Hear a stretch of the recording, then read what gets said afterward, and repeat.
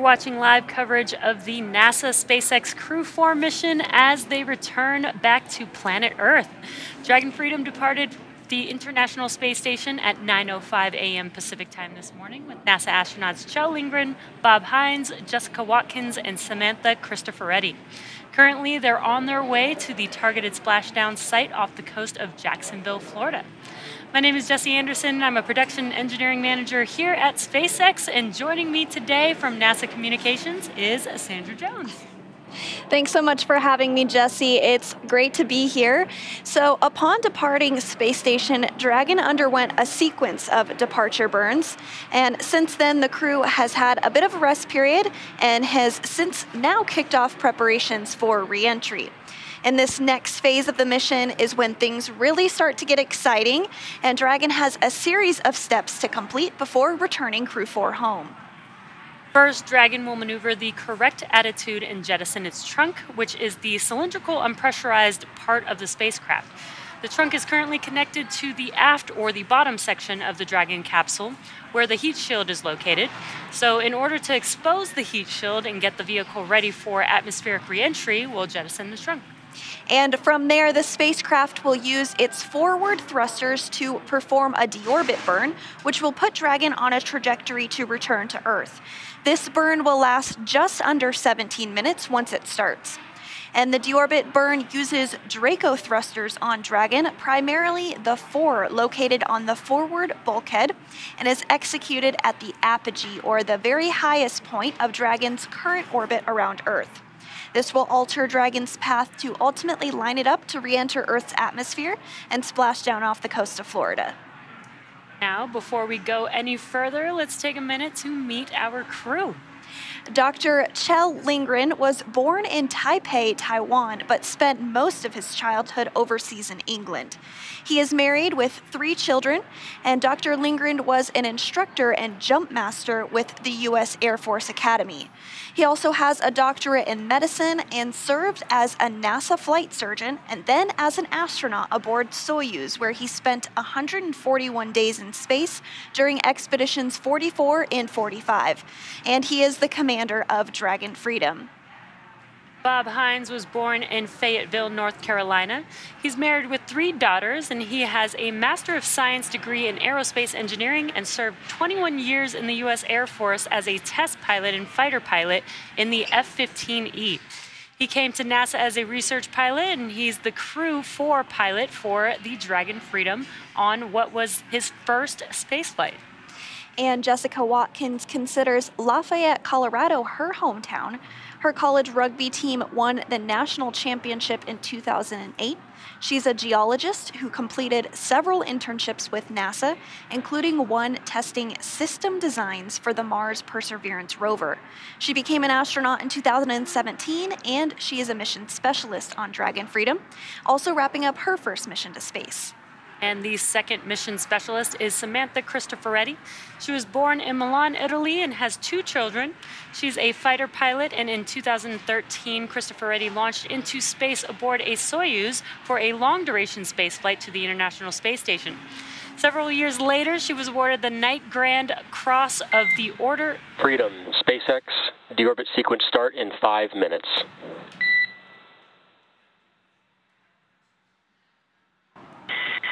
Freedom copies. And great news there. The deorbit burn will begin in about 5 minutes from now. Several years later, she was awarded the Knight Grand Cross of the Order of Merit from the President of Italy. This was Cristoforetti's second long-duration stay on the International Space Station. Now, to prepare for these upcoming events, right now the Dragon spacecraft is doing a couple of things autonomously. It's isolating the thermal control system fluid loops from the radiator. This system is what will help keep the internal temperature of Dragon temperate for Kjell, Bob, Jessica, and Samantha during re-entry. Now, Dragon is also initiating separation of the claw mechanism, which will terminate data, power, and fluid connections between the capsule and the trunk. And we are just a few minutes away from the beginning of the claw separation procedure. But I did just want to mention a fun fact about Samantha Cristoforetti, since you had just discussed her background. So this was her second space flight, and she now has a cumulative 369 days in space, which is second only to the record holder, Peggy Whitson, for longest spaceflight by a woman. So Samantha is now second in the running, so pretty special for her. Wow, that's pretty incredible. That's a lot of time out in space, so that's pretty cool. Over a year, yeah, 369 days. Quite a chunk of change for sure. So next up, we are looking ahead towards the claw separation, as you mentioned, and then following that, we will have the trunk that separates after that. We did hear a call out that we're just about 5 minutes away from that process beginning, so we will stand by and look towards that here shortly.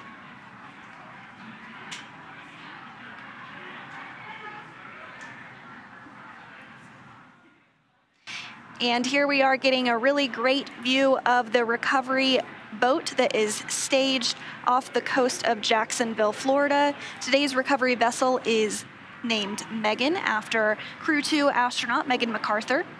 The teams are ready and looking forward to supporting Splashdown here in just about an hour from now. We are targeting 1:55 p.m. Pacific time for Splashdown today.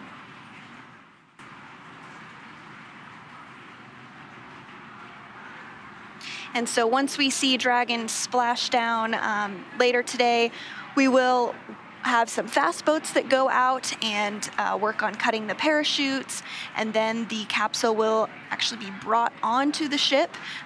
In that view you saw there was a net, and that's called the nest, and that's where the Dragon vehicle is brought into, and then that part will be rotated and the crew will be able to egress the capsule, and then we'll see them for the first time on Earth in about 6 months. Yeah, and there is definitely a process for getting each one of the astronauts out of Dragon. You know, they have been out in space for about 6 months, so we will have a medical team there checking in on the team and each one of the individuals as they step out of the Dragon vehicle. So we're now coming up on just about 4 minutes or so until we hear the call out for claw separation. And you are getting a view here from inside Mission Control Houston on the left hand of your screen, as well as Mission Control here in Hawthorne, California on the right hand of your screen. And it's a little difficult to tell from this view, but if you're looking at the flight director's console, which is on the left hand of the screen, about the 3rd row up, you might be able to spot a couple vases of roses. And this is a very special tradition that has been ongoing for over 30 years in Mission Control Houston. We have a very special family in Texas that sends flowers during missions and during returns, and it's something that the team in Mission Control Houston always says that they look forward to. They know it's go time when they see the roses on the console in the room. That is so awesome. Just a nice little pleasant set of flowers for all the people that are hardworking. You know, it's not just the crew on board the International Space Station. There are so many teams involved with, you know, these crew flights. So that's really cool to see, and nice touch for everybody there in Mission Control. Exactly right. Freedom, SpaceX, deorbit sequence start.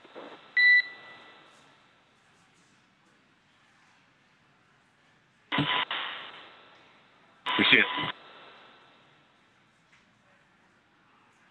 And there we did hear the call out that the deorbit sequence start is underway. So next up, we'll be looking towards trunk separation here shortly. We should hear that call out here soon. Right now, the claw is where the umbilicals for power and telemetry from the trunk and its solar arrays are connected to the capsule. So we'll be looking for those to be disconnected, and then Dragon will be running exclusively on its battery power.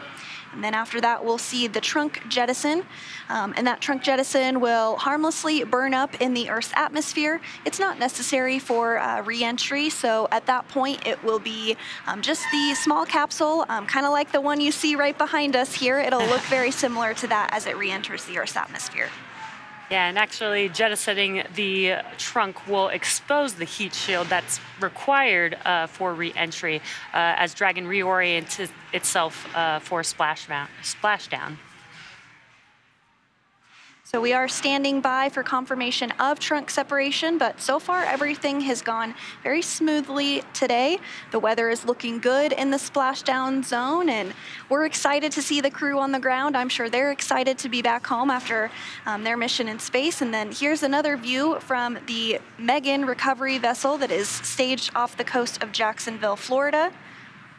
We did hear that the helicopters are already there and have landed successfully. Those will bring the crew back to land after they do splash down and get taken out of the water and onto the recovery vessel. And so the crew will return to Houston, Texas, and they'll land at Ellington Field, just a few minutes away from the Johnson Space Center. And then Samantha Cristoforetti will return to Europe, as she is a European Space Agency astronaut. So standing by for confirmation of trunk separation.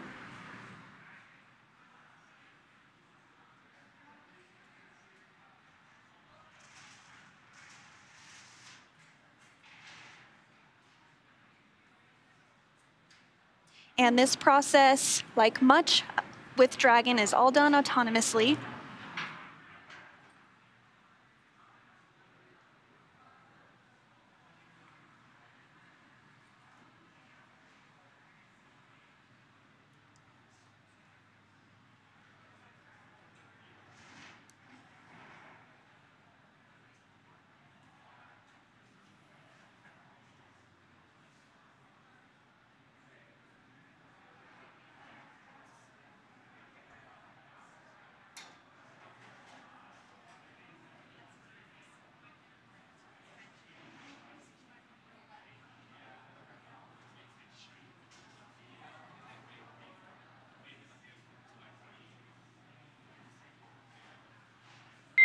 Freedom, SpaceX, we see nominal trunk jettison.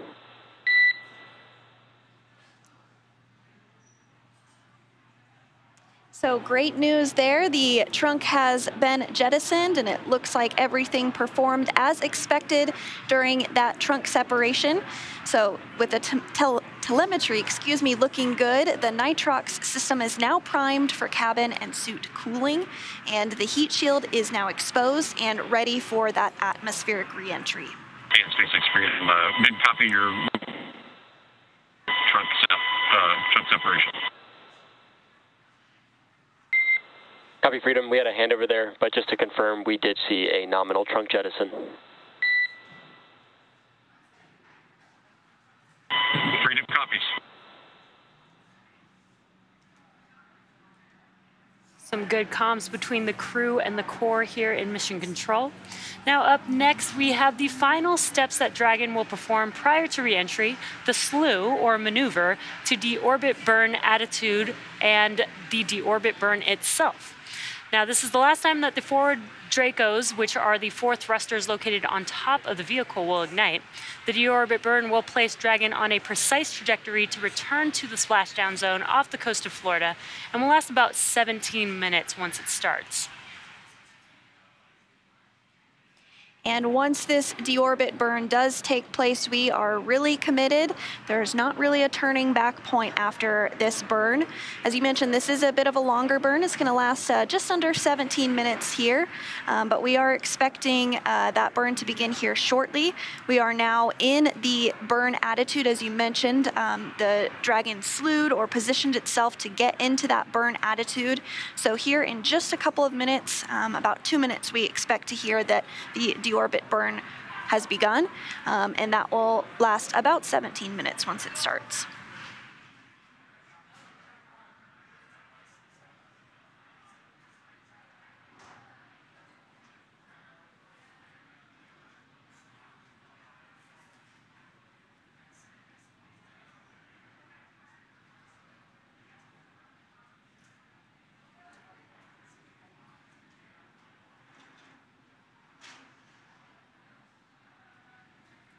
And once this deorbit burn is complete, the next milestone that we can look ahead towards is the nose cone closing.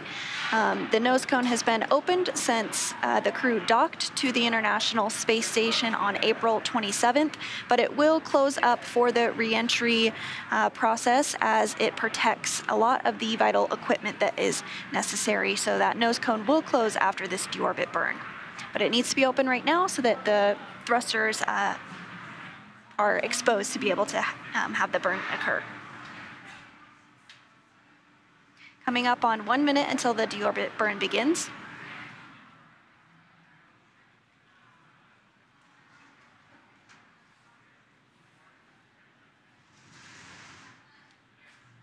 And some great live views of the Crew-4 crew inside of the Dragon capsule.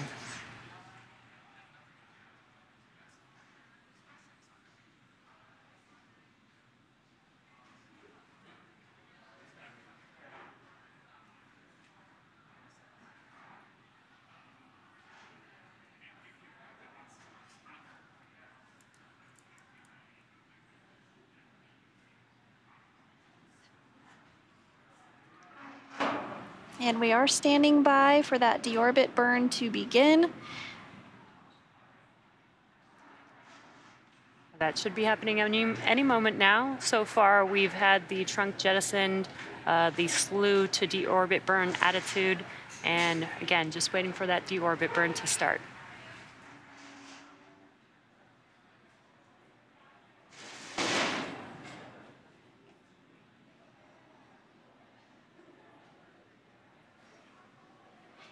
Hearing 10 seconds until the burn begins.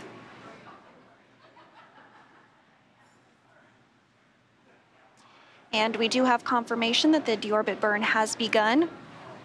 This burn is expected to last about 17 minutes.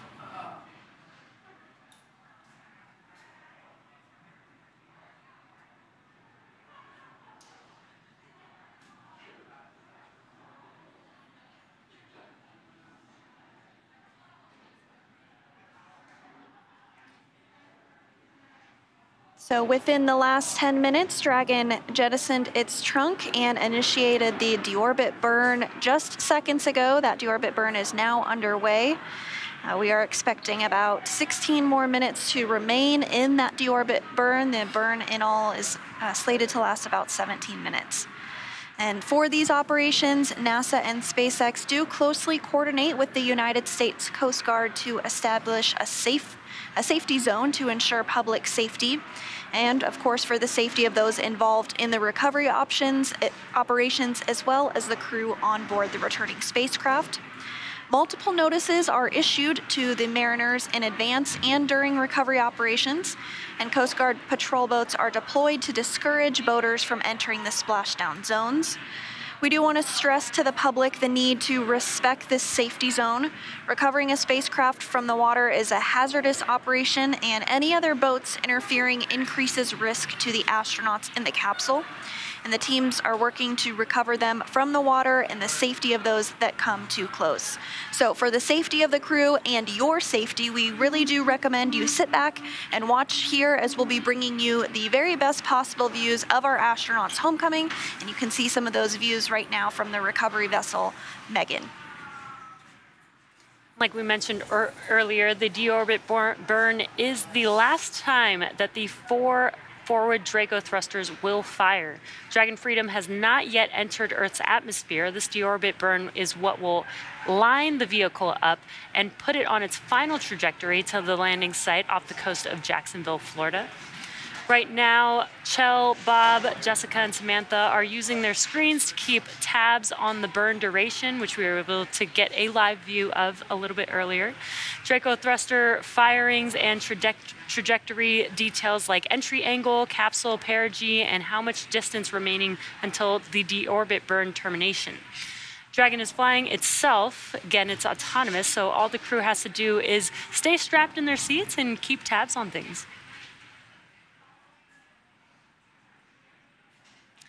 With Kjell, Bob, Jessica, and Samantha ready to deorbit and splashdown back on Earth, they'll be heading to one of 7 targeted sites supported by SpaceX and NASA.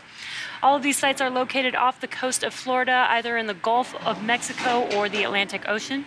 Spreading the supported sites across multiple locations helps to maximize the return opportunities for this mission and future crews, lowering the chance that we'll have to wave off due to bad weather. And earlier today, NASA and SpaceX jointly selected prime and alternate splashdown locations off the coast of Jacksonville, which is our prime today and where the boat is currently staged, and the alternate is Tallahassee, Florida.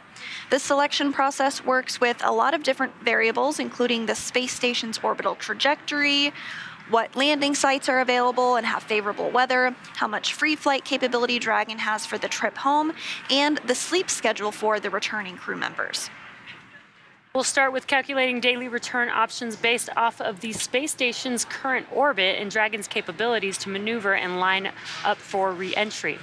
The time from undock to landing at the primary site can vary from less than 6 hours to more than 39 hours.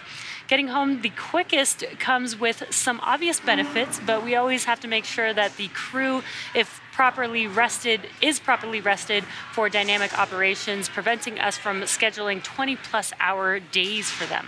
Trajectory and ballistics experts provide the daily opportunities that would line up Dragon with 7 landing zones and split them into what we call ascending and descending opportunities. Dragon uses its Draco thrusters after leaving station to execute a series of altitude-lowering maneuvers and to line up with the selected primary site. It can also change to different alternate sites while in free flight if sudden weather moves in that we'll need to avoid. And weather is something that we're constantly looking at, making the final call to proceed about 2.5 hours before the crew undocks.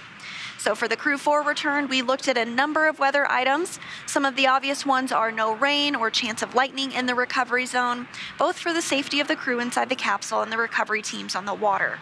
We're also looking for wind speeds less than 15 feet per second or about 10 miles per hour, and relatively calm seas so we can safely execute recovery operations, which includes landing a helicopter on the recovery ship to fly Kjell, Bob, Jessica, and Samantha back to Florida. Once Dragon began flying free, we had a number of additional checkpoints to either proceed towards the primary site, head to the alternate, or select a new zone based on real-time weather data. These checks happened all the way up until we're in the final hours before the Deorbit Burn, which is the last burn in the trip home and commits the Dragon capsule to re-entering the atmosphere. And as we've mentioned, this burn is underway. We are hearing good calls that the burn is proceeding nominally or as expected, which is great news. If you're just now joining, the Deorbit Burn started just about 6 minutes ago. It's about a 17-minute or just under 17-minute burn. And we are just waiting to hear the call out for when it's complete for a normal burn. And that's what will give us that confirmation for Dragon Freedom. So we are 6 minutes into that burn, as you said. It's about a 17-minute long burn, so we're continuing to progress in that burn, continuing to get good call-outs that everything is going as expected. And so during this Deorbit Burn, this is the last time that those 4 forward Draco thrusters will fire during this mission. So Freedom has not yet entered the Earth's atmosphere yet. This Deorbit Burn is really what will line the vehicle up and put it on its final trajectory to the landing site, which of course is off the coast of Jacksonville.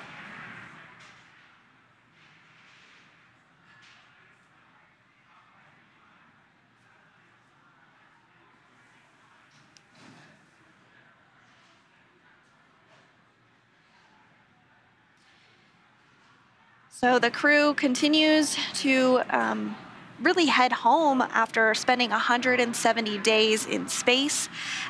During that time, they completed 2,000 2,720 orbits of the Earth, and they traveled over 72 million miles. It's really interesting to think about it in that perspective because the space station is moving 17,500 miles per hour, which means that they orbit the Earth every 90 minutes, and the crew sees a sunset and a sunrise every 45 minutes. So when you're there for 170 days, you see a lot of sunsets, a lot of sunrises, and you travel a lot of miles, over 72 million of them, in fact. Yeah, that's a lot of miles, and that sounds pretty cool to see all those sunsets and sunrises. Development of Dragon for Crew started with Cargo Dragon. Dragon was designed from the beginning for flying humans to space, so much so that even the first Cargo Dragon had a window on it. Now, before we could fly humans, our teams implemented a number of design upgrades to make sure that both Dragon and Falcon 9 are suitable for flying people, and then put both vehicles through thousands of tests to prove their safety. Now, Dragon is capable of carrying up to 7 passengers to and from Earth orbit and beyond. It is the only spacecraft currently flying that is capable of returning significant amounts of cargo to Earth, and is the first private spacecraft to take humans to the International Space Station. Dragon is fully autonomous, which means that it can basically fly itself, but also features full manual override capabilities in case of emergency. Now, standing at almost 27 feet tall from the bottom of the trunk to the top of the nose cone, Dragon is composed of 2 main elements. That's the capsule, which is designed to hold crew and pressurized cargo, and an unpressurized section known as the trunk. And for today, we have already jettisoned the trunk, which reveals the heat shield on Dragon as it prepares to return back home to Earth. And there you can see the 27-foot tall Dragon vehicle. That top part there is called the capsule, and below it with the black and white colors there is the trunk. The black portion of that are solar arrays. And you do also see that nose cone at the very top there. Following this deorbit burn, we will close up that nose cone as we discussed, but the nose cone does open for docking and remains attached to the Crew Dragon spacecraft. And then it will close here following the deorbit burn. We are over halfway complete with the deorbit burn. We have about 7 minutes remaining, continuing to hear good callouts, everything proceeding as expected in this deorbit burn. If you're just now joining us, the deorbit burn started around 1:01 p.m. Pacific time.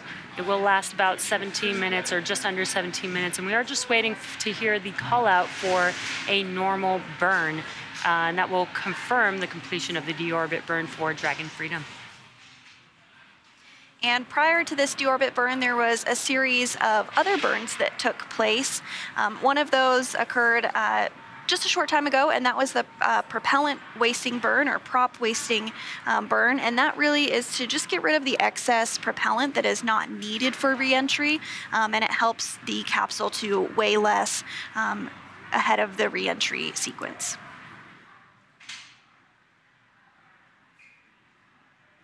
Then coming up after the deorbit burn, about 12 to 13 minutes later, we will begin to close the nose cone.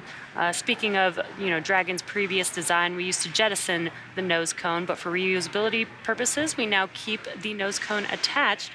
So once we finish the final burn, which is the deorbit burn, we no longer need to use those thrusters, those forward bulkhead thrusters, so we can close the nose cone as it makes its way back down to Earth.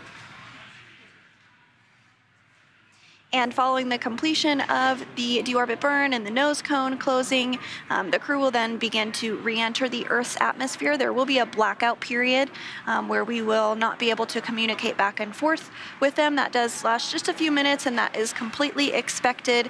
That is happening because the plasma is building up around the vehicle, but the heat shield will do its job and protect the crew throughout that process.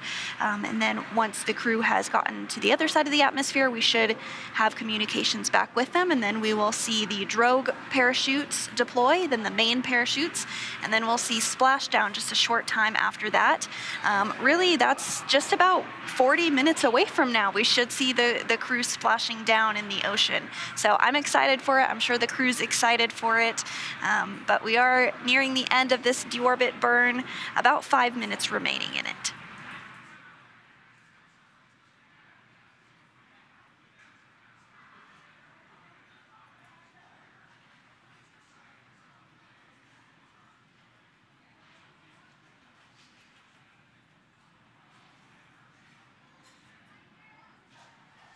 So to talk a little bit about those parachutes that are going to deploy, the drogue parachutes slow the Dragon down from 350 miles per hour, so that's still going pretty quick. But then once the main parachutes deploy, it will slow down quite a bit more to less than 20 miles per hour.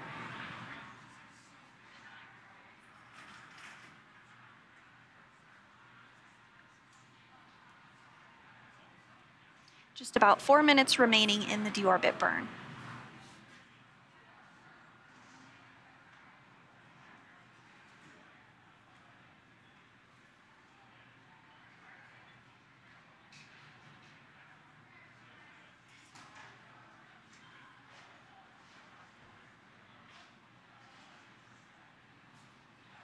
So after those parachutes are deployed, we will see them be cut.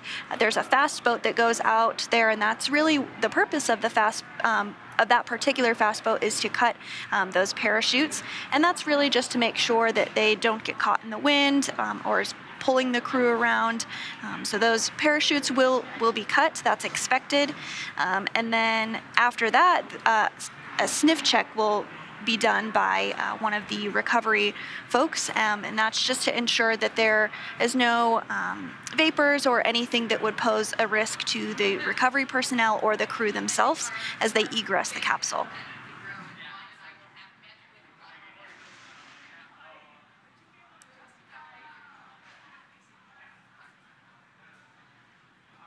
We are just a couple minutes away from the completion of the deorbit burn. We are just waiting for a call out to confirm that.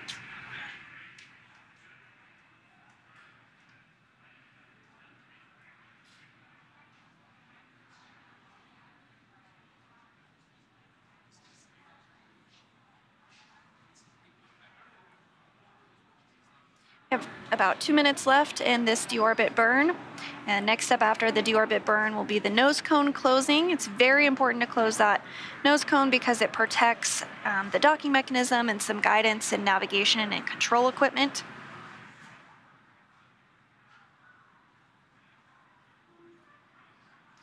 And so at this point, the heat shield is now pointed towards the Earth and is really getting ready to do the heavy lifting of protecting the capsule. And of course, more importantly, the crew inside from the over 3,500 degree Fahrenheit that it's going to be exposed to as the Dragon capsule enters the Earth as part of their recovery operations. So that will be coming up here shortly. We have just about a minute remaining in today's deorbit burn.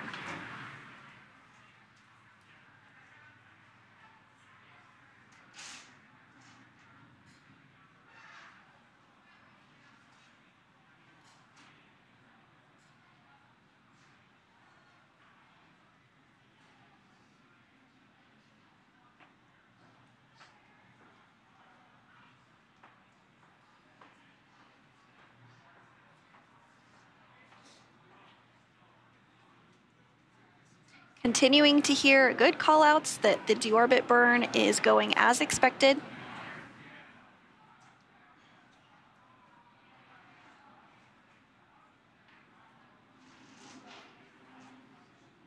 Dragon systems are looking good, and of course the crew is monitoring every step of the way, checking in.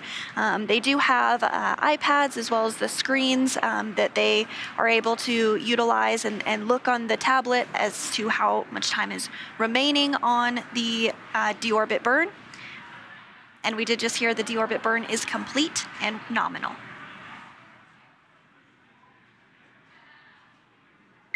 Freedom, SpaceX, deorbit burn complete, performance nominal, nose cone closure is initiated. Freedom copies, nominal, deorbit burn, glad to hear it, and nose cone closure initiated.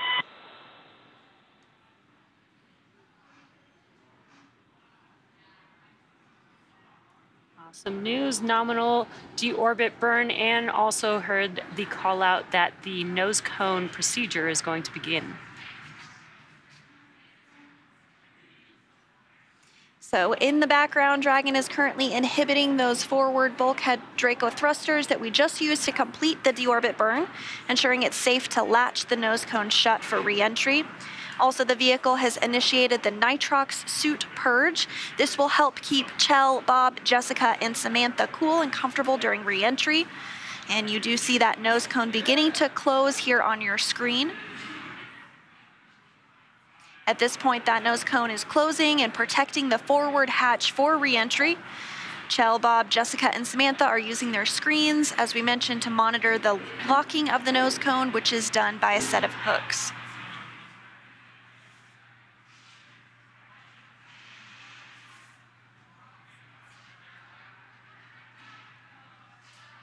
Again, this nose cone sequence is about 12 to 13 minutes long, so we've got about 11 minutes left for that nose cone to officially complete its closure.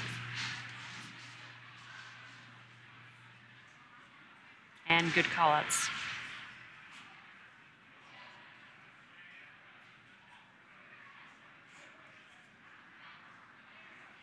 So now we're really just in a waiting period right now before we begin that re-entry period.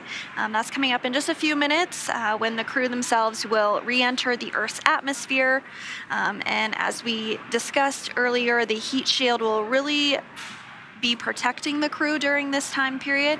The temperatures can reach 3,500 degrees Fahrenheit, but the heat shield was created to protect the crew during this dynamic operation. And as they enter through the atmosphere, it's really going to slow them down. Right now, they're going a little more than 17,000 miles per hour, but as they re-enter the Earth's atmosphere, once they come out on the other side, they'll be going much slower, and then the parachutes will just continue to slow them down from 350 miles per hour to a little less than 20 at the time that they splash down. And also during re-entry, there will be a period where, you know, that heat builds up around the capsule. There'll be plasma that builds up around the capsule. So there will be a blackout zone, which is normal, lasts about 6 minutes long.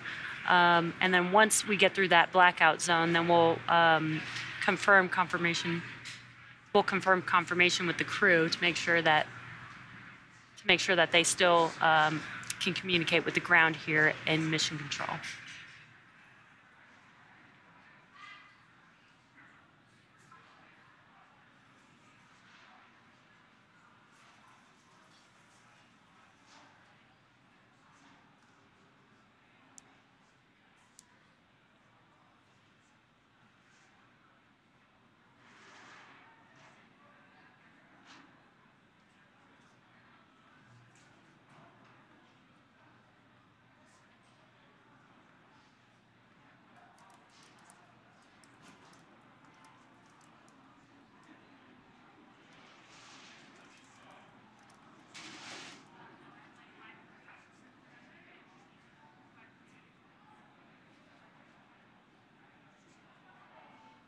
And so we continue to progress through the nose cone closure process. At this time, the hooks are closing. There are 2 sets of 6 hooks, so 12 hooks total that need to close to secure the nose cone and protect that critical equipment.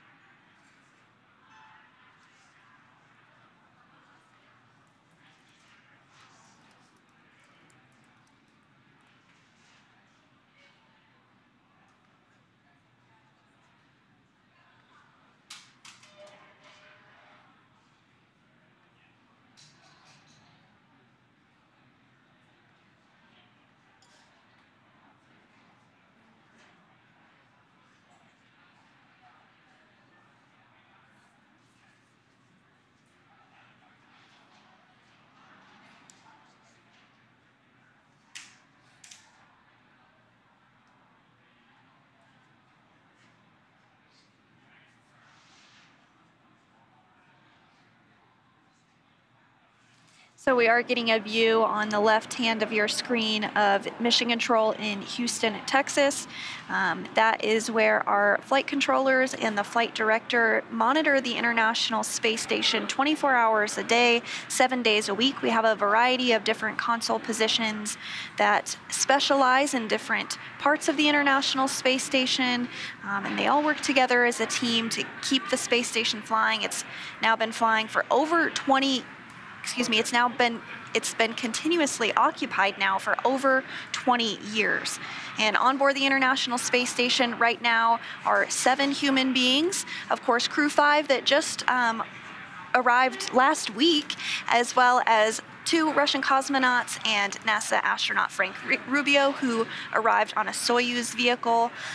But with Crew-4 departing earlier today, it brought the population from 11 crew members down to 7, and that will be the complement for the next few months. And we've been keeping the International Space Station pretty busy with NASA crew flights being about every 6 months. So it's been pretty cool to see, you know, a different group of astronauts every 6 months being able to, you know, perform research and science on the International Space Station. And that's a really great point. The International Space Station truly is an orbiting laboratory. Crew-4 contributed to hundreds of science experiments while they were on board the International Space Station. Crew-5 will continue some of those science investigations as well as start new ones. And what I love so much about it is many of those science investigations have direct implications to us here on Earth. If you are interested in learning more about that, you can check out the Benefits for Humanity. The 2020 version was just published here recently, and you can find that on nasa.gov.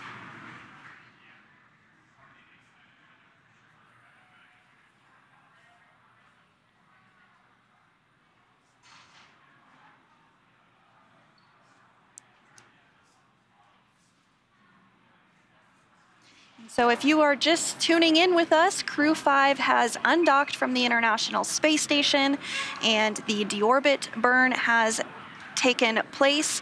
That was all successful. And Freedom, SpaceX, nose cone secured for entry. Freedom copies, we see it.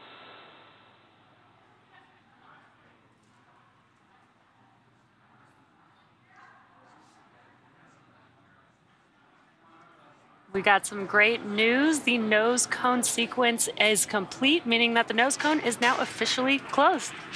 As we begin the second half of entry, Dragon is now beginning to inject cooled nitrox into the air being delivered to the suits worn by Kjell, Bob, Jessica, and Samantha. Now again, this is what will allow the crew to remain comfortable while external temperatures reach 3,500 degrees Fahrenheit.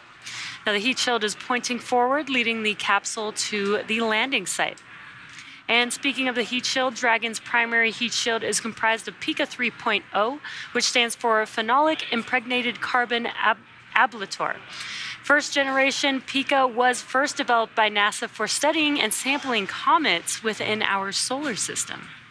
And SpaceX partnered with NASA to develop Pika X, which was the second generation product used on all Dragon 1 CRS missions that successfully resupplied the space station on 20 missions.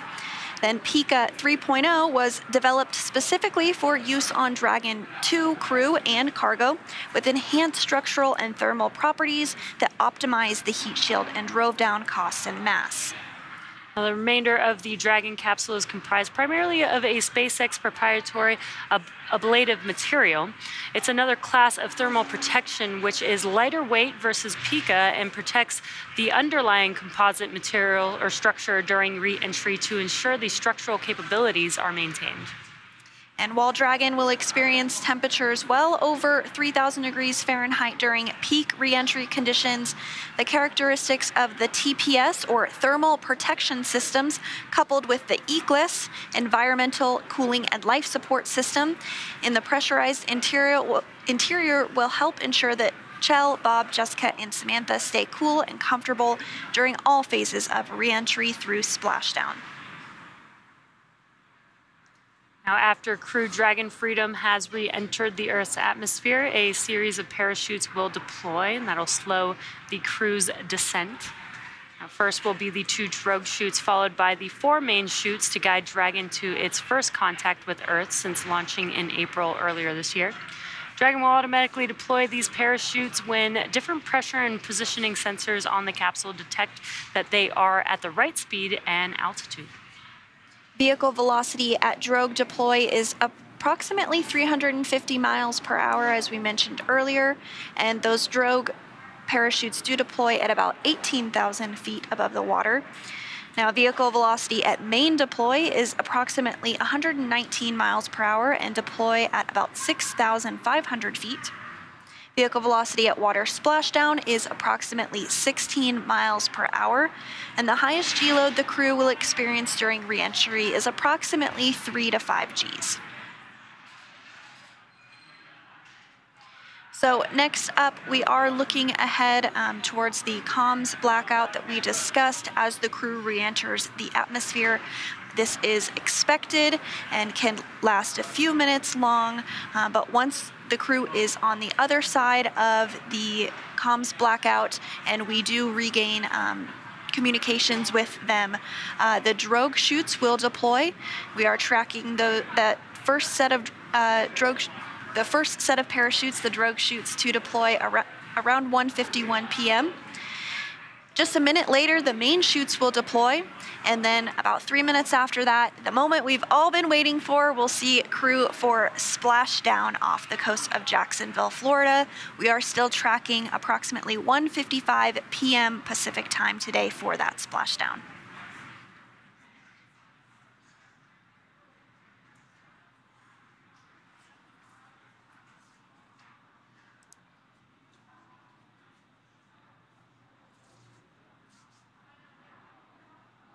And so at this time, all of the recovery teams are in place.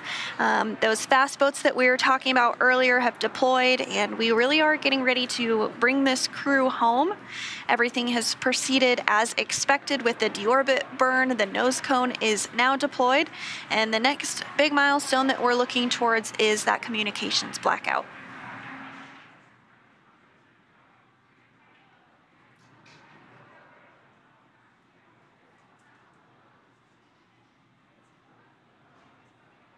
Again, we have an awesome live view inside of the Dragon capsule, seeing our crew. And again, we've mentioned this, that they use the displays to monitor the activities that are happening with Dragon. But Dragon is flying autonomously, so they really just get to sit back and just monitor.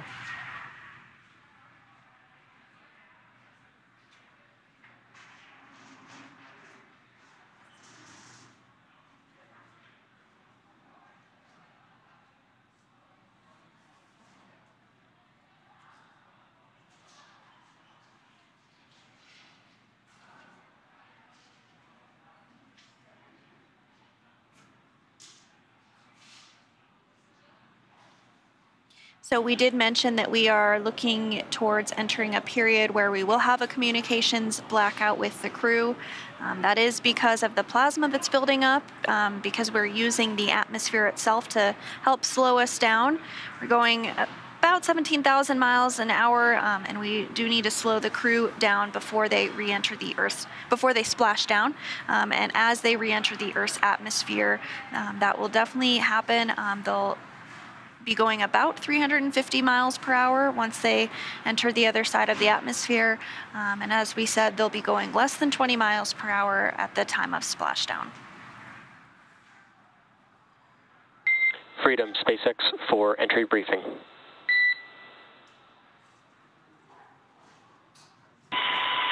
And Freedom, stand by. Okay, Kjell. I have no deltas from the previously briefed tablet timeline. Dragon systems are looking healthy and ready for entry. And we have no updates for splashdown. The recovery team is ready to support and weather's looking good. How copy? We copy all, Arthur. We're looking forward to splashdown and seeing the recovery forces.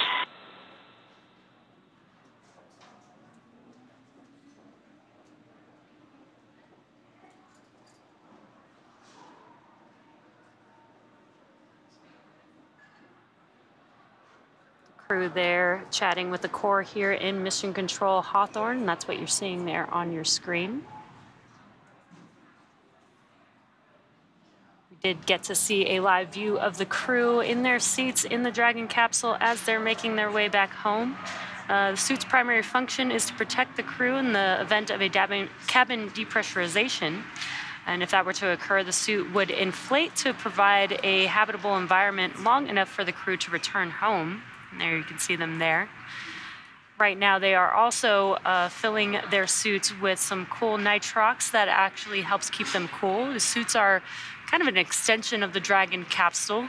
It's almost like they have their own personal AC unit on them. And the suits are flame-resistant materials on the outer layer. Also protects the crew in the event of a fire. They are custom-tailored single-piece suits. This means that the helmet, gloves, and boots all remain attached together.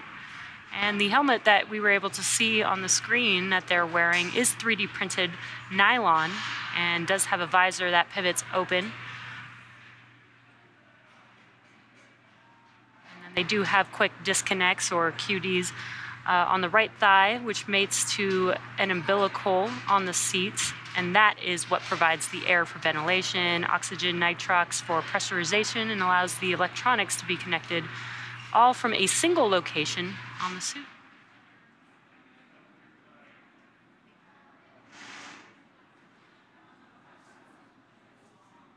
And again, if you're just now joining us, we are live watching Crew-4 return home to planet Earth from the International Space Station. We've had the Deorbit burn, we've jettisoned the trunk for the vehicle, and the nose cone has closed on Dragon Freedom. And again, another live view inside of the capsule there. And SpaceX from Freedom. Tablets are secure, restraints are tightened, and our visors are down. We are ready for entry.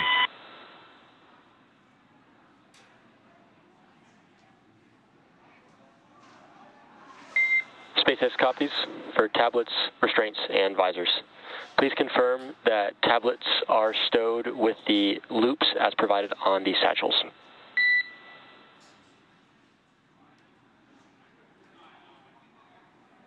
Copy, welcome.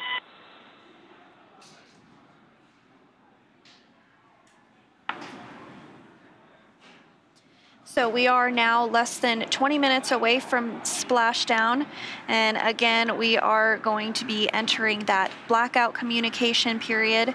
But once we are on the other side of that, things will happen pretty quickly. The drogue chutes will deploy. And SpaceX Freedom tablets are all secure. SpaceX copies. Thank you, Freedom. And at this time, we're just over 5 minutes from predicted comm blackout. We will see you on the other side at 2049. Okay, cop from LOS, and we'll see you on the flip side at 2049.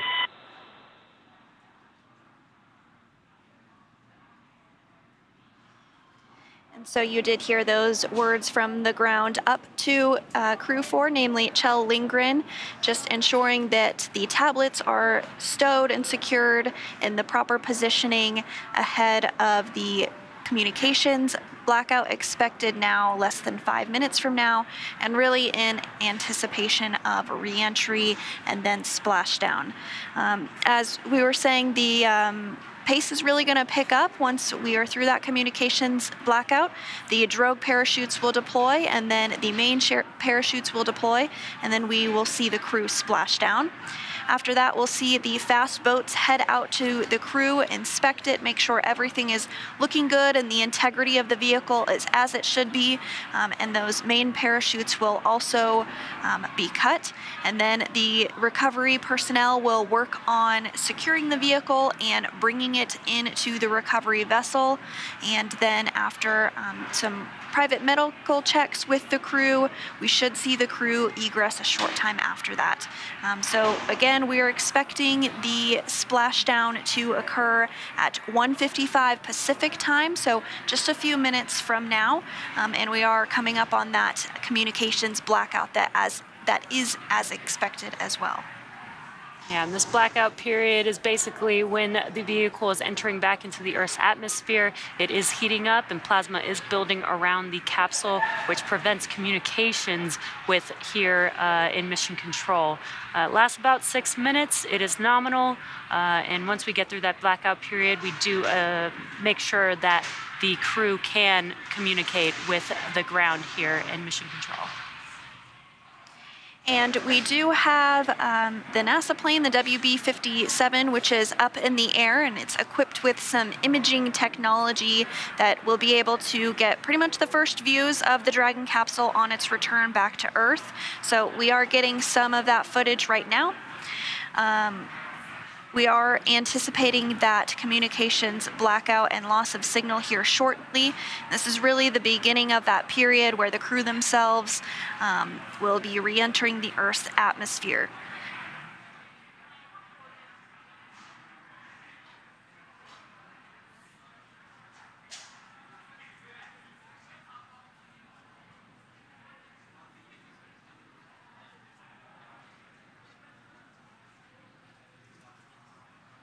And at this time, the Dragon is working through a slewing maneuver, which means that the Dragon is helping to orient itself in the proper orientation ahead of the re-entry of the Earth's atmosphere. Again, we're just a couple of minutes away from that anticipated blackout period.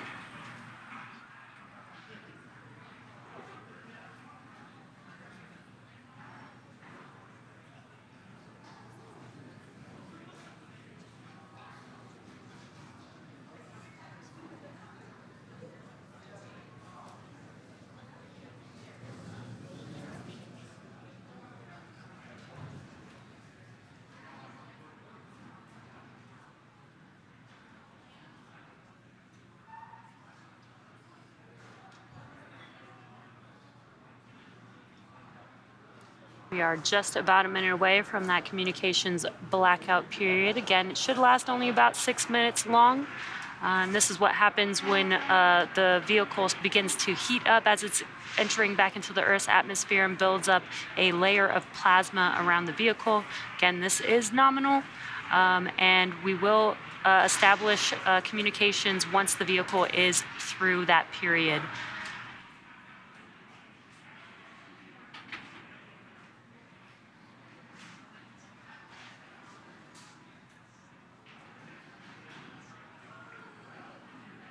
So we are hearing that the Dragon is beginning to hit the Earth's atmosphere here, really at the upper limits of the atmosphere. So that's going to help to slow the vehicle down quite a bit, but we are now seconds away from the anticipated loss of signal.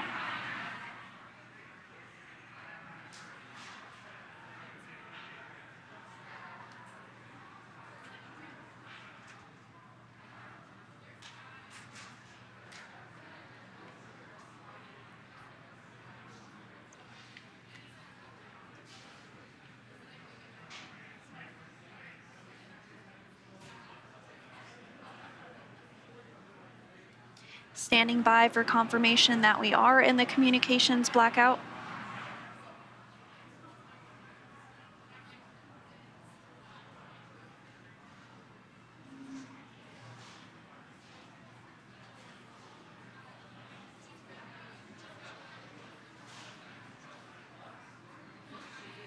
And as we await that confirmation, you can see the crowd is starting to grow here in Hawthorne behind the Mission Control Center here.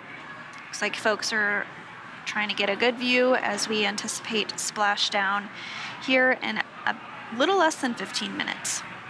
Yeah, we do get pretty excited when we are bringing crew back home. It is pretty exciting to watch them as they touch back down on planet Earth. They've been out in space for about 6 months now.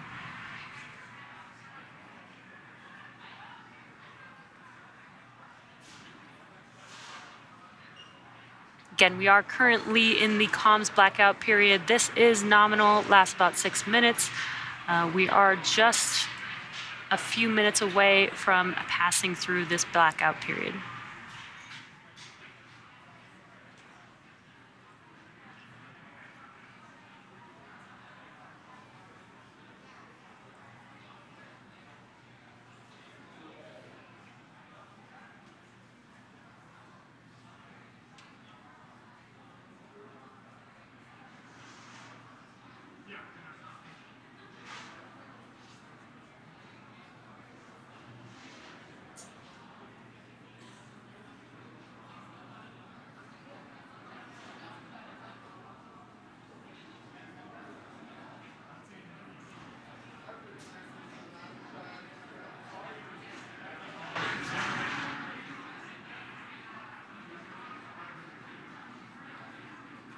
Now, at this point, we are entering a communications blackout period, which lasts approximately 6 minutes due to plasma formation around the spacecraft.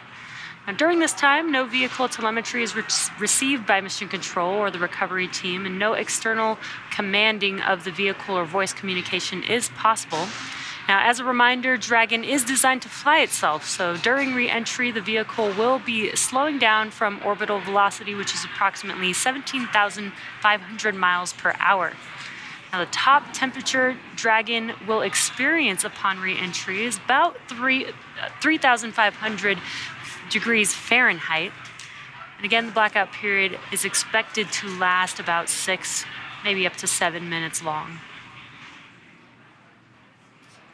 And we are just about 4 minutes remaining in this anticipated communications blackout period. And during this re-entry phase, the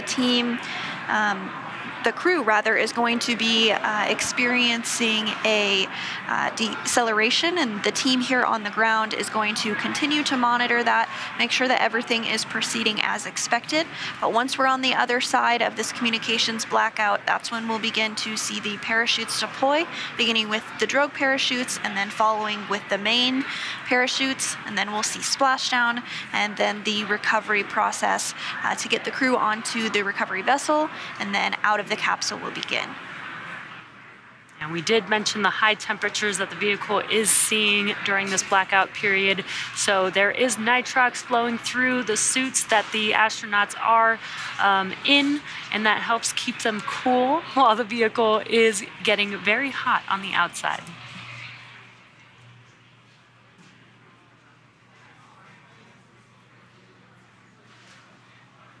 So we are getting our very first views there from the WB-57 of the capsule as it re-enters the Earth's atmosphere. Those views coming from an infrared camera that is on board.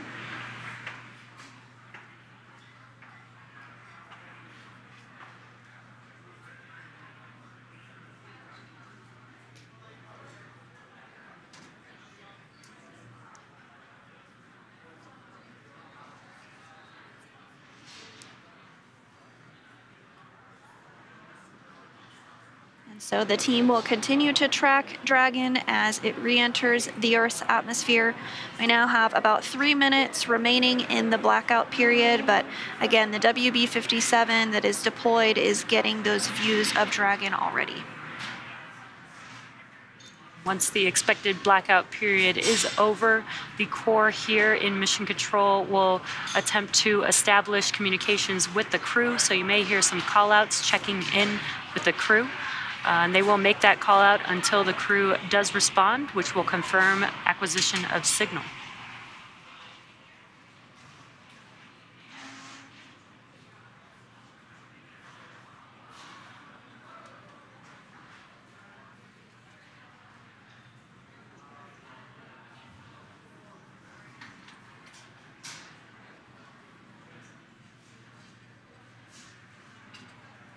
We have about 2 minutes remaining in the anticipated period of communications blackout. Now, it's not an exact science. There might be some variation that occurs. We might hear from the crew a little earlier than we expected, or potentially a little bit later. But we are all on the edge of our seats, eagerly awaiting to hear from the crew. So far, everything looking good.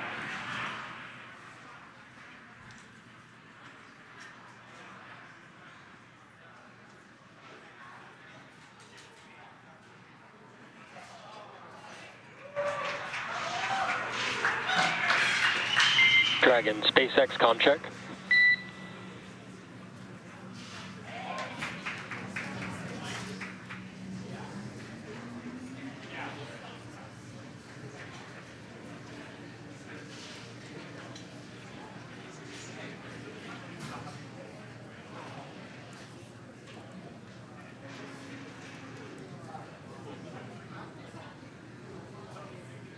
Continuing to get those views from the WB-57 of Crew Dragon as it continues to make its way closer and closer to splashdown. Freedom, SpaceX comm check. And SpaceX, Freedom has you loud and clear, coming through 30 kilometers altitude. Copy and concur. Expect automated chute deployment. Freedom copies. We'll be monitoring. And HEPSs converge. Expect nominal chute deployment altitude. Freedom copies. Looking for nominal chute deployment. Well, Jesse, it is absolutely phenomenal to hear from the crew on the other side of that communications blackout period. We are continuing to get these great views from the WB-57 high altitude aircraft, providing that thermal imagery. We did even see the tail of entry of the vehicle, and it's just absolutely beautiful to see that. So we also heard we did hear a call up to the crew that they are expecting the automated drogue deployment, so we're just standing by for confirmation that Dragon's chutes have deployed.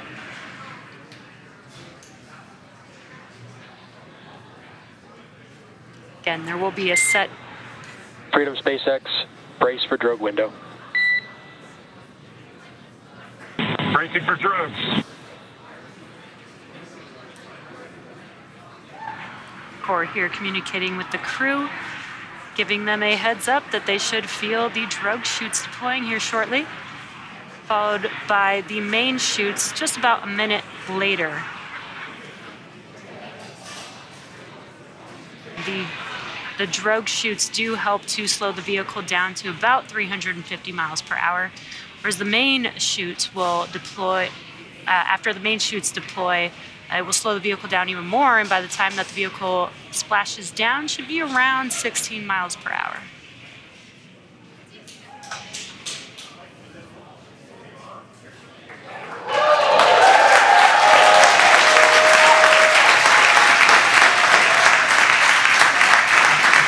And there's those drogue chutes, and you can hear the crowd here very excited to see them deploy.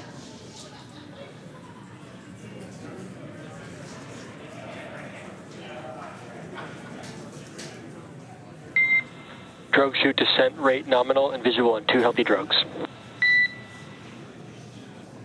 Freedom copies.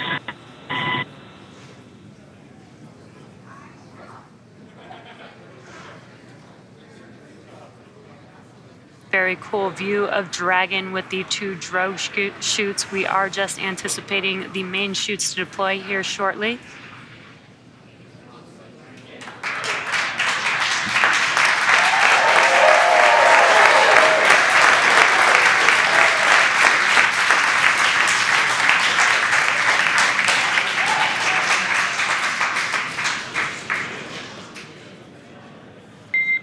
Main chute descent rate nominal, visual on 4 healthy mains.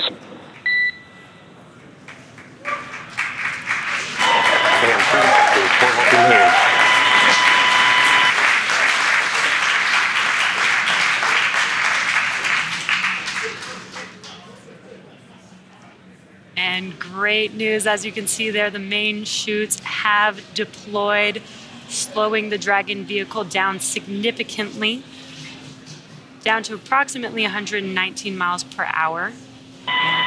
Freedom is 1,000 meters. Copy 1,000.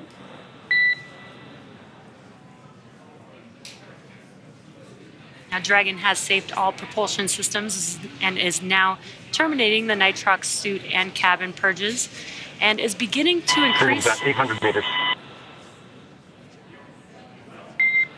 Copy 800. Dragon is beginning to increase pressure in preparation for landing.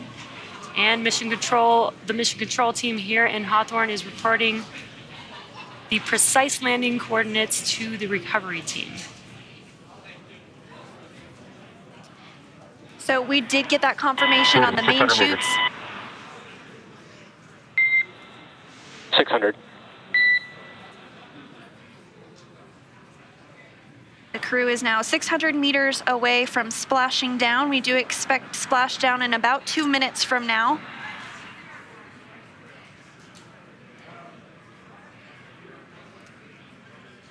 Landing in water is simpler, therefore more reliable, and it provides more margin against unlikely parachute. 400 meters.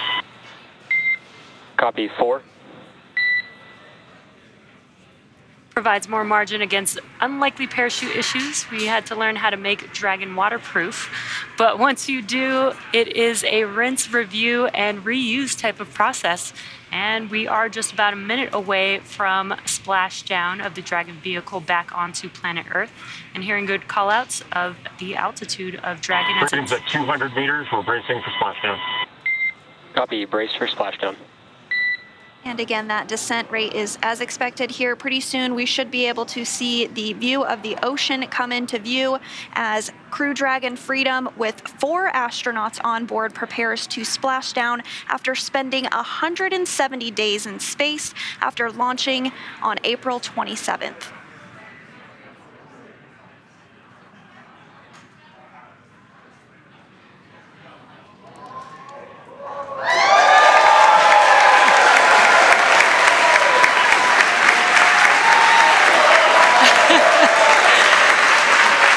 Incredible view as the crowd goes wild for Crew-4. Copy, Freedom, SpaceX to splashdown and mains cut. Welcome Copy, home. mains are cut. Welcome home, Crew-4. Great view watching Dragon splash down back on planet Earth. Now, as you can see on your screen, we have visual confirmation for splashdown of the Dragon spacecraft. Dragon Freedom has returned home, and NASA astronauts Kjell, Bob, Jessica, and SpaceX Freedom, we are water uprighting and stable 1. Copy, Freedom. We see stable 1. You are go for 4.800. And on behalf of SpaceX, welcome home. Thanks for flying SpaceX.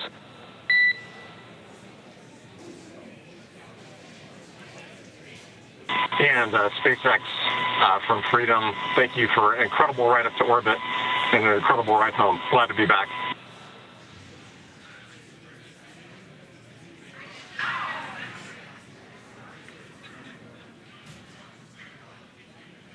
As you can see, Dragon Freedom has returned home, and NASA astronauts Kjell, Bob, and Jessica and ESA astronaut Samantha are back on Earth after an approximately 5-hour return journey from space.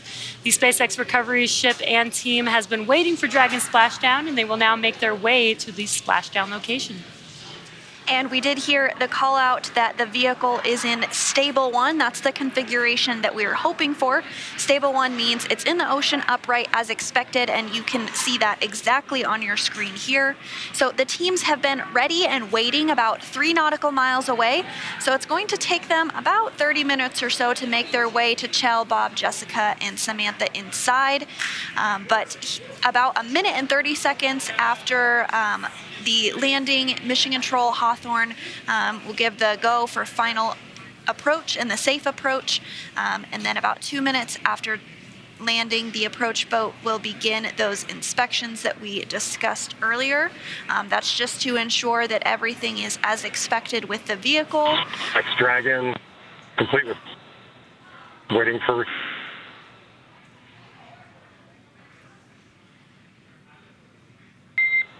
SpaceX copies Dragon 4 awareness. Comm is a little bit choppy, but we copy that you are complete with 4.800 and awaiting recovery personnel. I will provide an update on recovery forces in a couple minutes. How copy?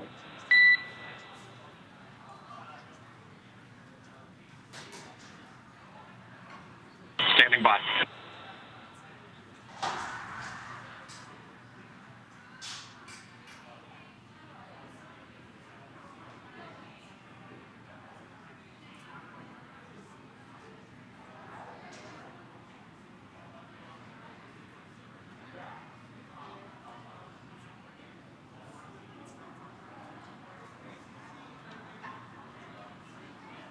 And Mission Control here in Hawthorne did give the go for that approach and recovery.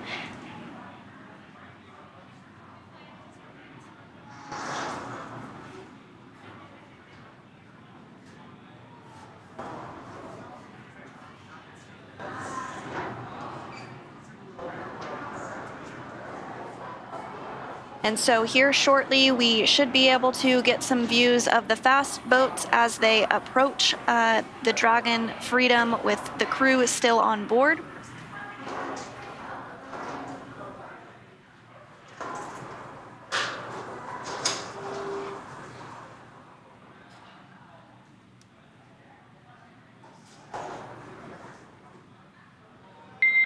Freedom, SpaceX is go for recovery personnel to approach. Expect personnel alongside within the next couple minutes. Okay, copy. We're seeing some friendly faces.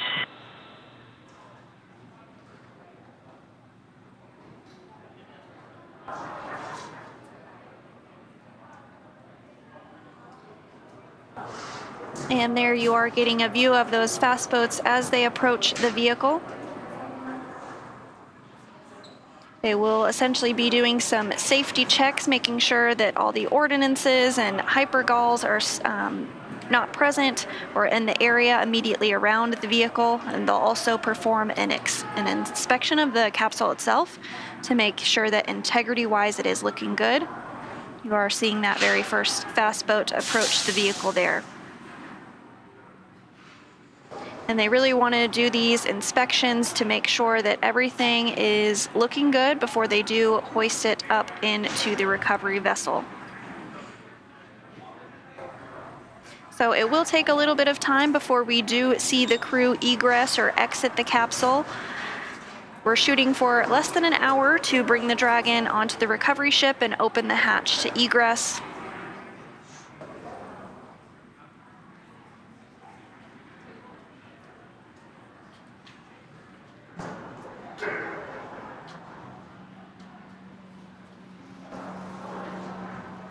Once these checkouts are complete, you'll see a member of the recovery team actually climb on board the capsule.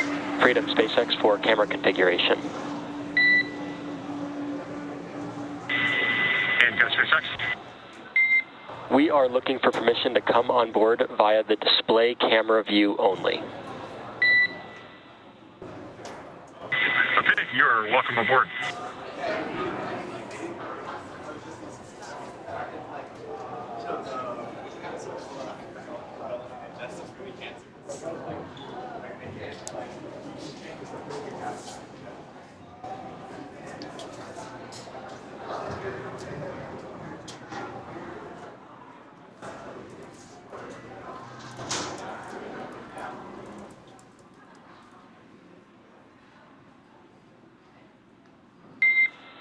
And Freedom, we are back on board with the display cam. Recovery personnel are all alongside. Okay, copy all. Thank you.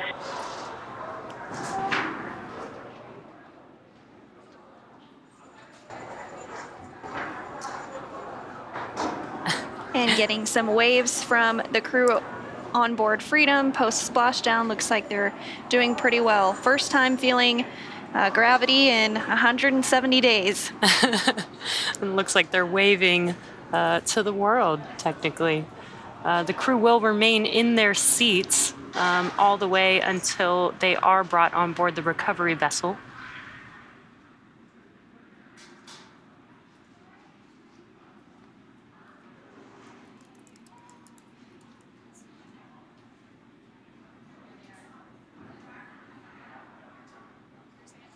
Now, we do expect to hear some words from NASA's Brandy Dean, who is actually on the recovery ship and was able to witness the reentry and splashdown of Crew Dragon Freedom. Brandy, if you're able to hear us, can you tell us a little bit about what it was like to witness 4 humans return to Earth after their mission aboard the International Space Station?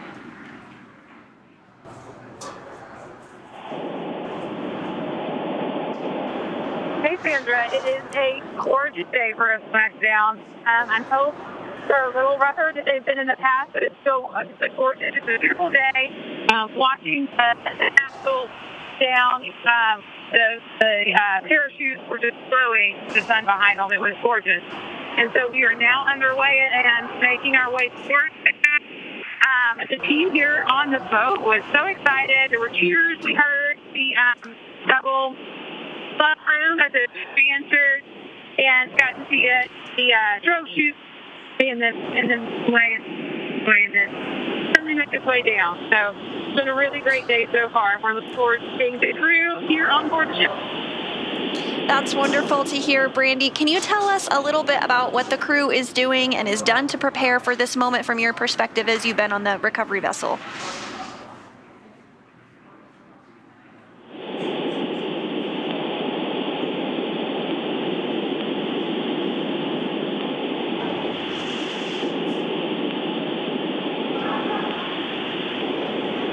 I don't know if I lost you or not. I haven't heard any questions yet, in other words.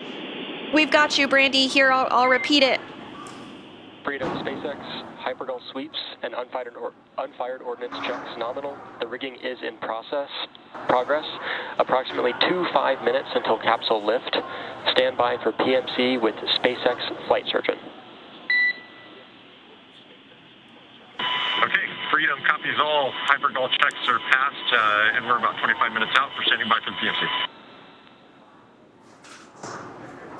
So, Brandy, if you're still with us, we did just hear that all of those hypergol checks went as expected, and we can see that the rigging has begun. I'm sure you have a much better view of it yourself on the boat, but can you tell us a little bit more about what the crew on the boat is doing to get ready for the next steps to bring the capsule onto the boat?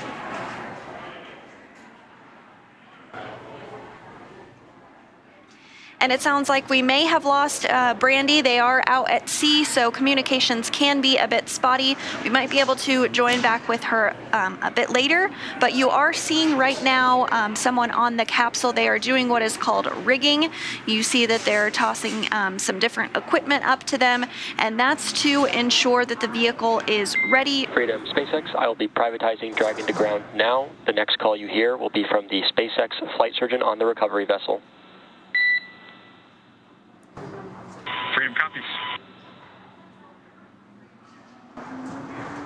And so those call outs about a private medical conference just to ensure that the crew is all feeling healthy, and if there's anything that they may need medically wise once they do get on the boat. That is, of course, privatized for medical and personal reasons, but we are continuing to get really great views here of the rigging process. As I was saying, this individual is working to secure Dragon and enable it to be lifted onto the recovery vessel here in just a short time from now.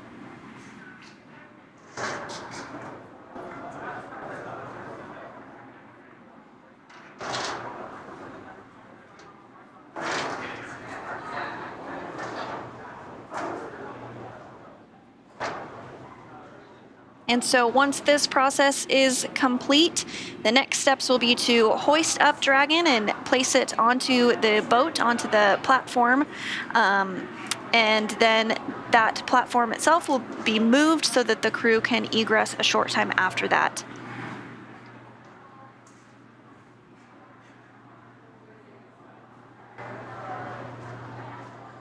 Then once the crew is on the boat and back inside of the capsule, they will board helicopters that are on the boat to bring them back to Ellington Field, which is near the Johnson Space Center in Houston, Texas.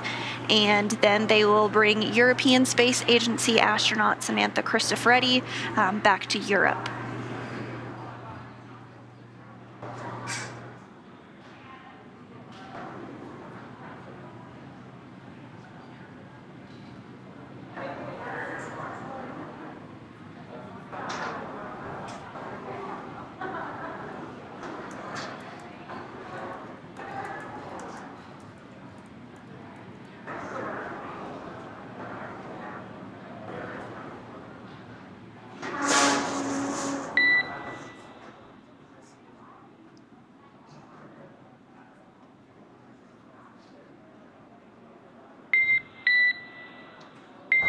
Freedom, SpaceX, PMC complete, and Dragon to ground is no longer privatized.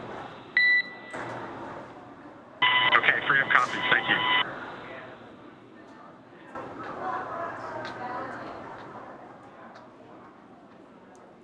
And it sounds like we do have Brandy back with us. So Brandy, if you can hear us, can you tell us a little bit about what the crew on the vessel is doing to prepare for the capsule to be placed onto the boat? We did see the rigging that was taking place, but I'm sure you have a much better view from your perspective.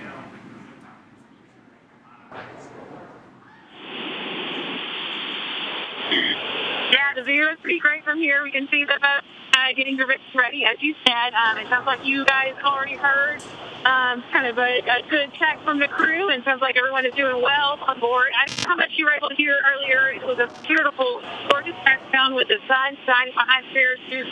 So everyone here is really excited to be getting the crew back on board here in the next few minutes.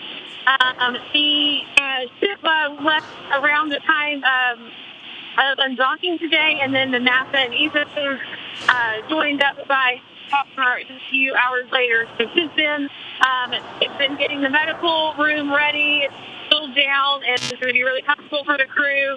It's been just a little time there, just as long as it takes for the crew to feel kind of work up to making the helicopter ride back to dry land. They will do a few medical tests first. They'll give them an IV to get fluid that they lost, while they were in space, back into their bodies, help them readjust to gravity a little better.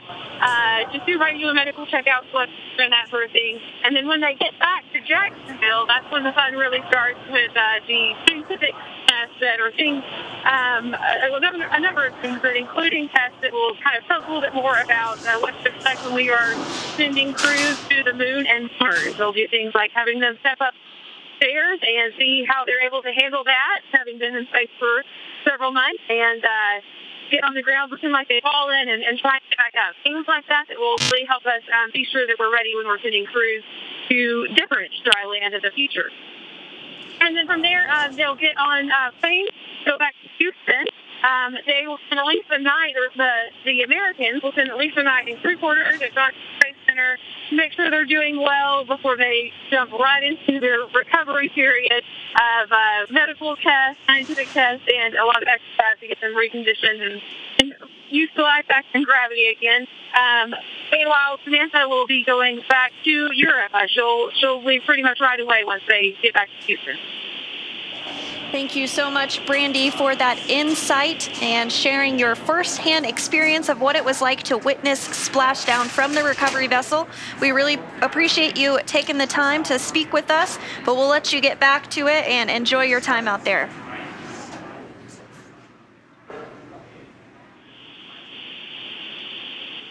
Thanks, guys.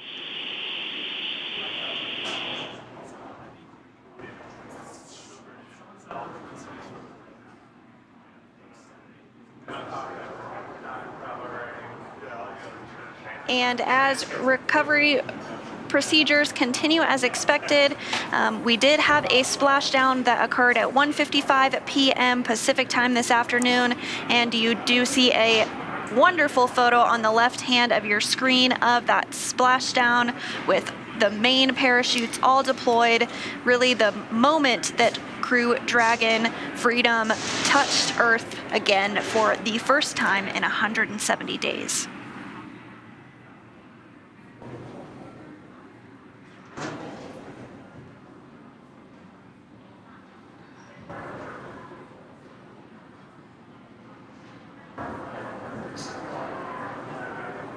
So we do see the recovery vessel continue to approach the Crew Dragon Freedom vehicle.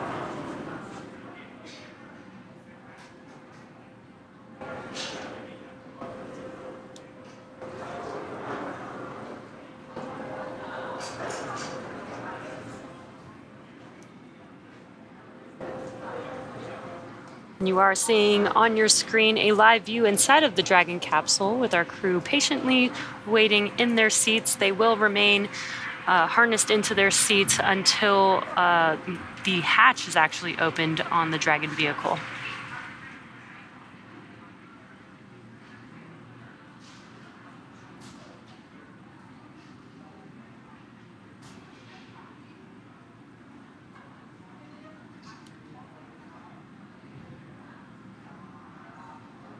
And we did see the rigging process that was taking place a short time ago, and now we're getting another view of it here.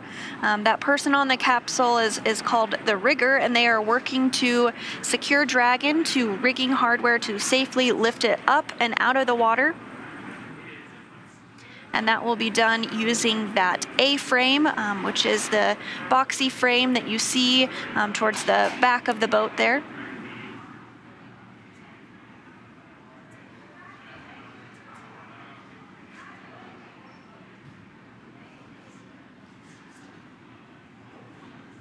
We are getting some pretty great views with this being in the daytime.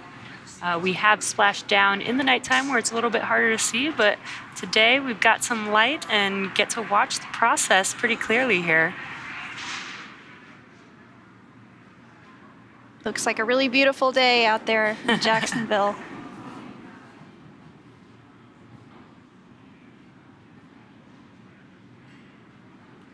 Now, I am hoping that we will have the chance to see the rigger jump off of the vehicle. That's always one of my favorite parts.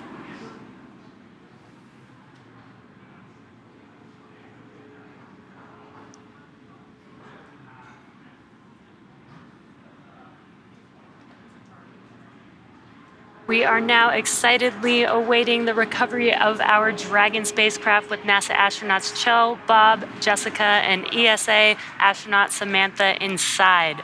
Dragon has already autonomously completed several steps to safe itself following splashdown. Now, for those of you just joining us, the mission has gone smoothly so far. Dragon successfully splashed down in the Atlantic Ocean off the coast of Jacksonville, Florida at 1:55 p.m. Pacific time. Approximately 5 hours before splashdown, Dragon autonomously undocked from the International Space Station and completed a series of departure burns. The trunk was then jettisoned, and the final burn, the Deorbit burn, was completed to place Dragon on a trajectory toward Jacksonville, Florida. Dragon successfully re-entered the Earth's atmosphere, followed by deployment of its parachutes to slow the spacecraft down to a gentle splashdown. And we saw that moments ago, just a few minutes ago rather, and we had really gorgeous views of it. So we're now following the final part of Kjell, Bob, Jessica, and Samantha's journey as Dragon is going to be lifted out of the water and placed on the recovery boat. Upon detection of landing, Dragon autonomously releases the main chutes to prevent wind from pulling the spacecraft. Dragon then automatically safes any pyrotechnics still present on the vehicle and may automatically perform additional minor system reconfigurations. The astronauts remain seated and in their seats and in their suits as well at this point, but the onboard air conditioning keeps temperatures in check inside of the spacecraft, and the communication systems on board remain powered so that the crew can continue to communicate. And we did see that motion of the A-frame as it was getting ready to lift the capsule up and out of the water. Now, SpaceX does have 2 fast boats in the recovery fleet, which have moved to the splashdown point already. They were followed by the main recovery vessel, which is really getting ready to lift the vehicle now at this point. So those 2 fast boats do have a very specific role. The first approach is focused on immediate safety inspection of the capsule integrity and checking for any presence of hypergolic propellant vapors, ensuring that it is safe for the recovery vessel to approach the Dragon spacecraft. All of those checks performed well, and once the spacecraft is cleared for full approach, the team begins rigging the capsule for water recovery by the recovery ship. That process is underway and just wrapped up. And then the second boat is really responsible for parachute recovery and serves as a redundant boat to the first. We'll also see a team member on a jet ski helping to gather up the now detached parachutes, and it looks like they may have already completed that process. I'm not seeing them. They might be just off the screen. Now, it took a little over 10 minutes for the recovery crew to complete their safety checks, and once they did complete that, the Freedom SpaceX contract. And SpaceX, Freedom has you loud and clear. Rigging is complete. Please brace for capsule lift. Copy that. Bracing for capsule lift. Great news. All preparations for rigging have been completed with that confirmation of the comms there. So we should see Dragon start to lift out of the water here in just a few seconds.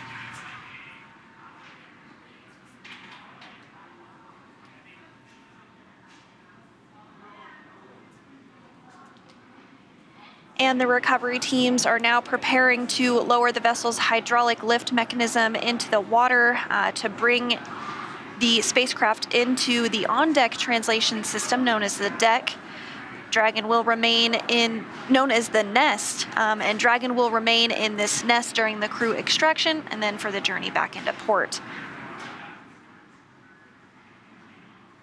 So here momentarily we will see the capsule being lifted and set on the nest. It will then be centered and oriented and then translated into the hangar underneath the helipad aboard the ship so that we can open up the hatch. And once open, a SpaceX medical doctor will be the first one to check in on Kjell, Bob, Jessica, and Samantha and see if they are ready for egress or getting out. And you see that motion underway now as Dragon is lifted into the nest.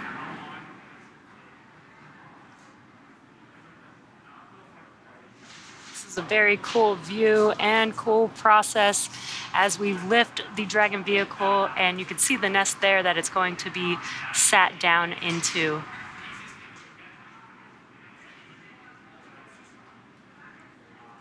While Dragon's top hatch is used to connect to the space station, the astronauts will egress from the Dragon's side hatch, pending capsule orientation in the water. Now, before opening the hatch, the spacecraft's cabin pressure must be equalized with the outside environment. Once the hatch is opened, that will be the crew's first breath of fresh air since boarding Dragon at the start of their mission back in April.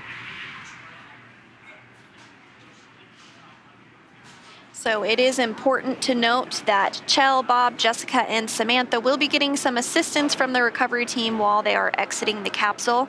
This is the same process for any returning long-duration crew members, as returning to a gravity environment can wreak havoc with our vestibular system responsible for maintaining balance and motion. And of course, safety is always our #1 priority. So you'll see Kjell, Bob, Jessica, and Samantha helped out of the capsule and assisted the few feet to the medical quarters aboard the boat. And if you've ever watched crews return on a Soyuz mission, this is the same process as when astronauts are carried from the capsule to waiting chairs and then carried to a waiting medical tent. So it looks like we are getting views now of Dragon in the nest, successfully lifted up out of the water. And so once the crew egresses the capsule, this is a period where any time-critical cargo can also be recovered from the spacecraft, with the remainder waiting. Freedom, SpaceX, welcome aboard the recovery vessel. Recovery personnel are going to be completing final checks and stand by for translation to the egress platform. Freedom copies.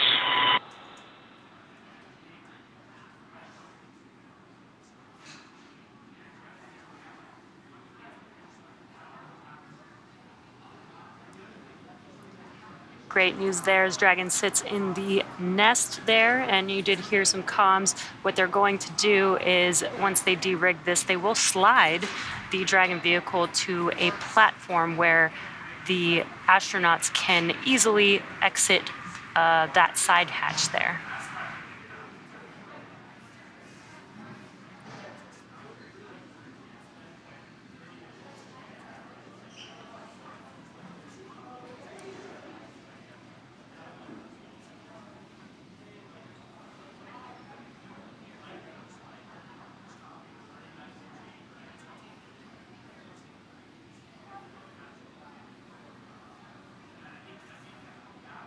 And for those of you that might be just joining us, we did have Crew-4 successfully undock from the International Space Station just about 5 hours ago, and they splashed down at 1:55 p.m. Pacific time.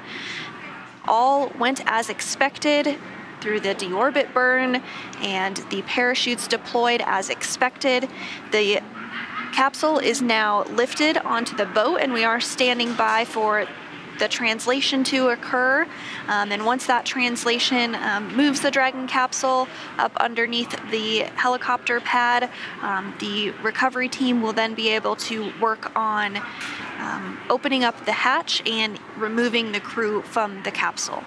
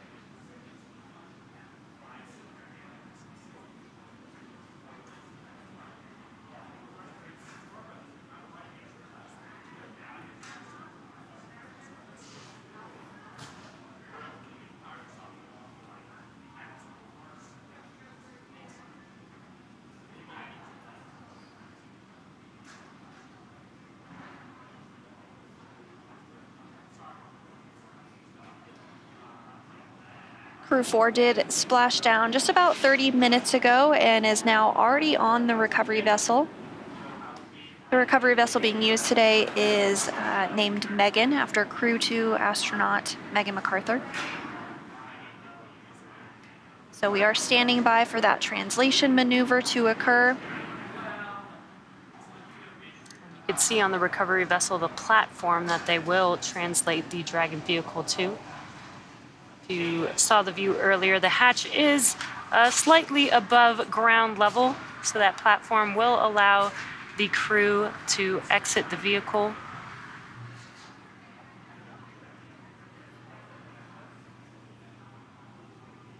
Again, if you are just now joining us, the Crew-4 crew is now back on planet Earth. They are still inside of their seats and suits inside of that Dragon capsule that you see there on your screen.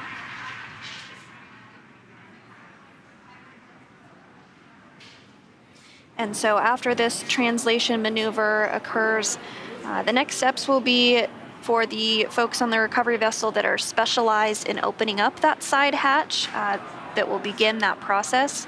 Now, we have mentioned that we do have medical doctors on board that will help take care of the crew after the hatch opening and will conduct a series of initial checks before they are flown by helicopter back to shore.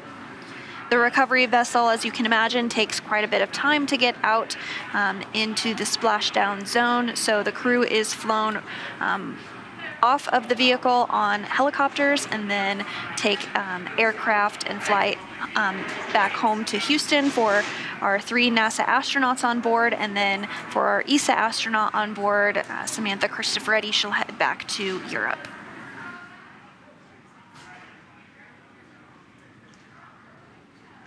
And the crew has been out in space on the International Space Station for about 6 months. They do get to work out while they're out on the space station, working out in microgravity.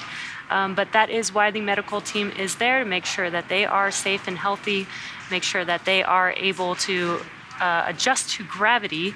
It's probably a pretty big adjustment being gone from gravity for such a long period of time. So the medical team will be there to make sure that they can exit the vehicle safely, and then we'll do some private medical checks with each of the individuals.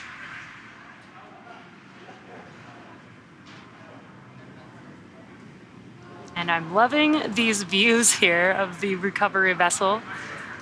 We don't often get to see this because sometimes it is nighttime, depending on when undocking and splashdown does happen for the crew members. So this is a pretty nice treat to get to see this great view. And you can see the helicopter pad on top of the recovery vessel there that Sandra was mentioning. There will be a helicopter that comes and lands there shortly once the crew is or has egressed the Dragon vehicle and is ready to fly back to land, and then take another flight on a plane to Houston, with Samantha taking a flight back to Europe.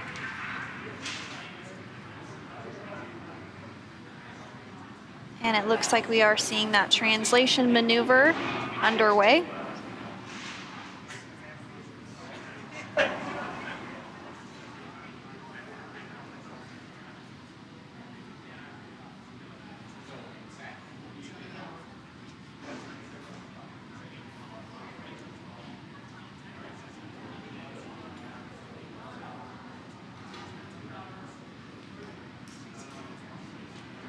And coming up next, once this translation maneuver is complete, the crew on board will begin to open up that side hatch.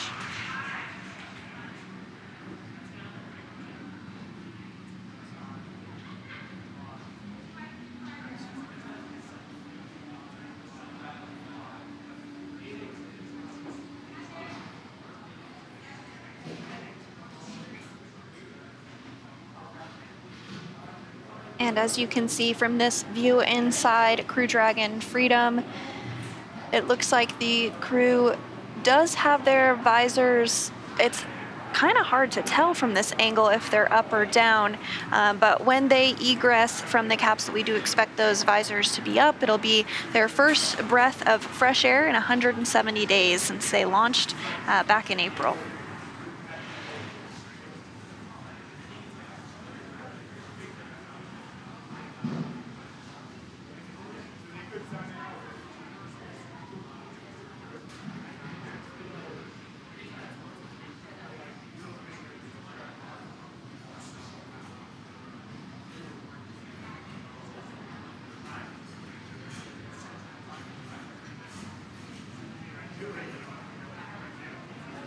And we were seeing some views of the personnel on the recovery vessel who are specialized in opening up that hatch begin to get everything ready to begin that process. So we do expect hatch opening to come just a short time from now.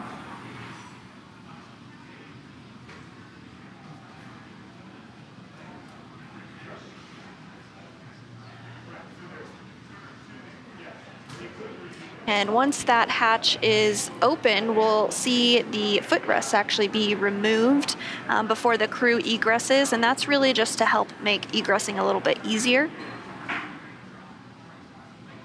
And now a great view on the left of the crew that's still inside Freedom, but not for long.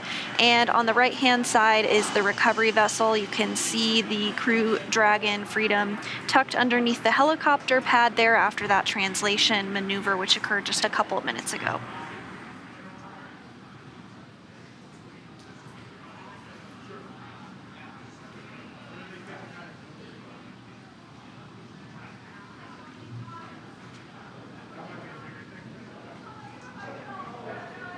Also, prior to hatch opening, the pressure inside of the cabin must be equalized with the outside environment, so that is also happening at this moment. Up and Freedom, SpaceX, side hatch open.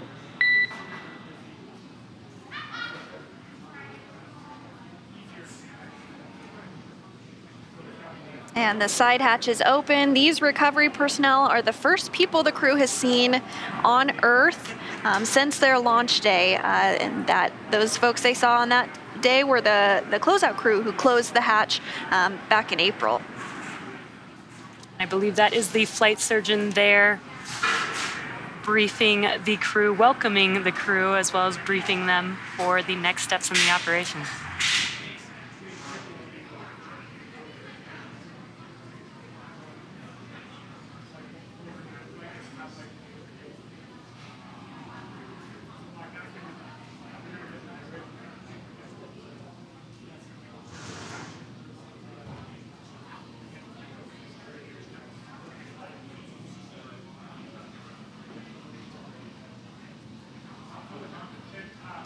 Now that the side hatch is open, the recovery personnel are going to work to remove those footrests, and then after that we should see the crew begin to egress the capsule.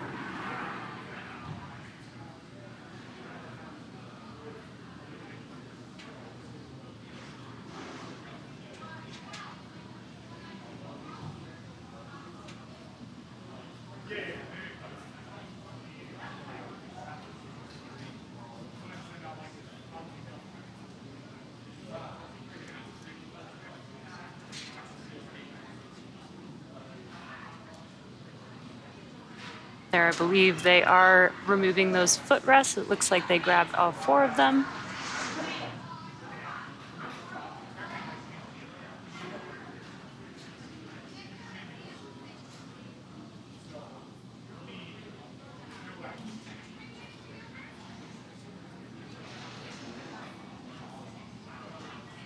Some smiles, thumbs up. Looks like they're feeling pretty good.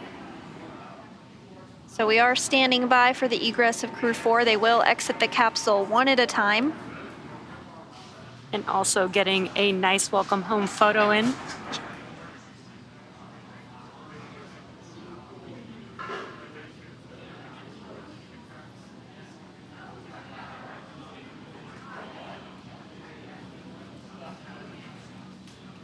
And as the crew exits, you might be able to see a stretcher in the view. That is perfectly normal and expected. It's part of the nominal procedure. As we mentioned, the crew will be taken to medical facilities. So this is really just all part of the standard procedure that we do for any crew return. Yes, again, they have been out in space in microgravity for about 6 months. So they may need some assistance adjusting back to gravity here back on Earth.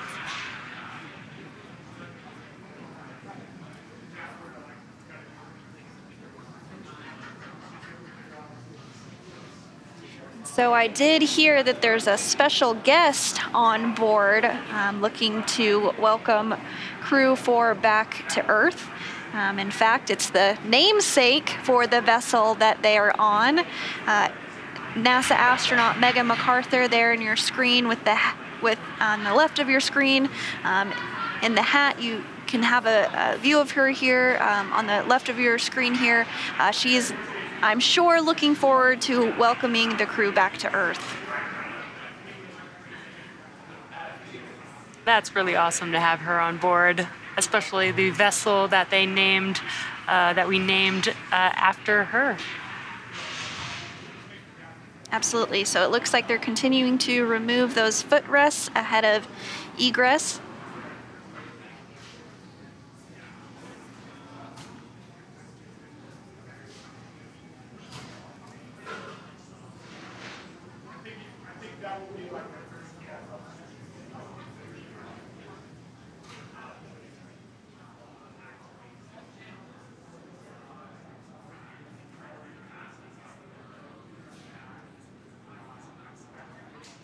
You can see there is a crew member there helping to remove the harness, the umbilicals, and make sure that the crew is ready to get out of their seat and exit or egress the Dragon vehicle.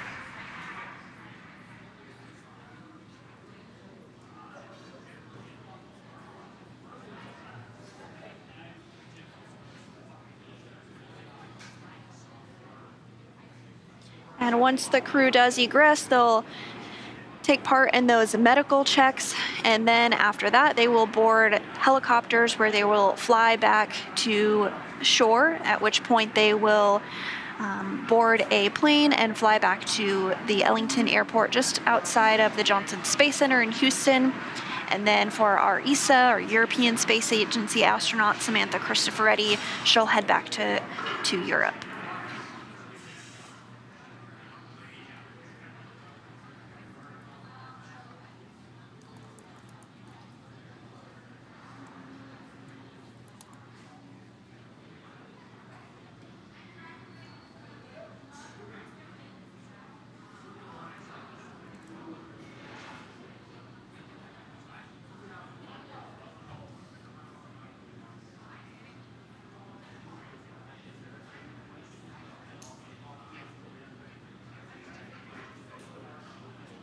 And so from this view over the shoulder of the crew, kind of looking behind the crew, from left to right, we can't see her right now, but on the farthest left is European Space Agency astronaut Samantha Cristoforetti. And then in the view on the left of your screen is the commander of Crew Dragon Freedom, NASA astronaut Kjell Lindgren. To his right, which we can see on our screen, is NASA astronaut Bob Hines. And then to his right, again, we can't see her just yet, but we will in a moment here once they egress, is NASA astronaut Jessica Watkins. Now, this was the first flight for Bob Hines and Jessica Watkins. Both Samantha and Kjell had flown previously.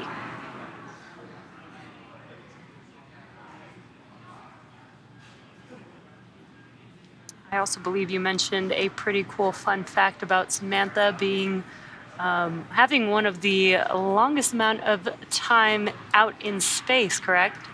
Yeah, that's right. So Samantha Cristoforetti now is second in the running for longest space flight by any woman.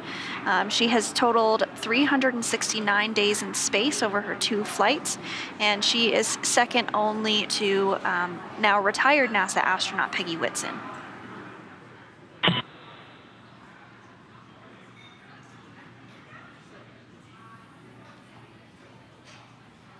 Looks like the first to exit their seat is pilot Bob Hines.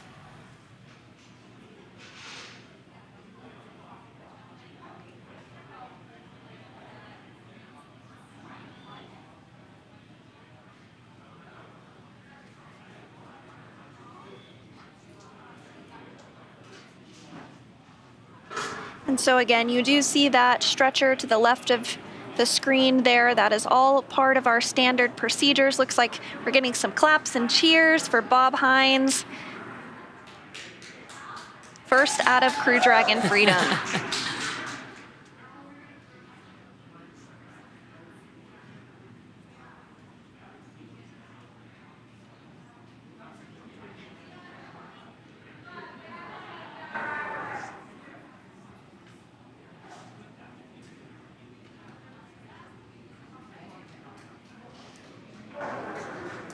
And a high five to Megan MacArthur.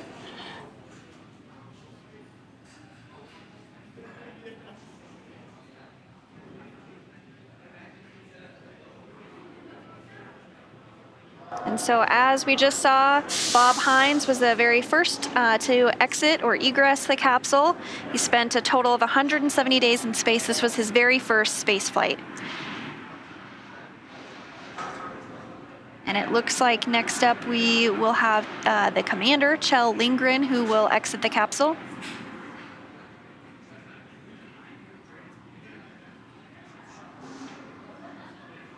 This is his second space flight.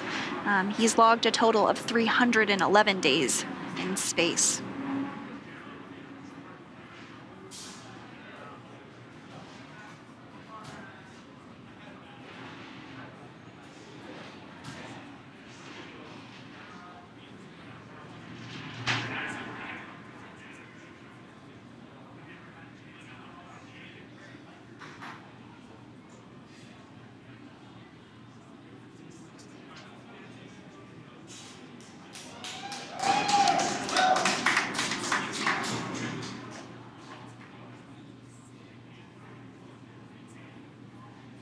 And Kjell Lindgren is now outside of Crew Dragon Freedom.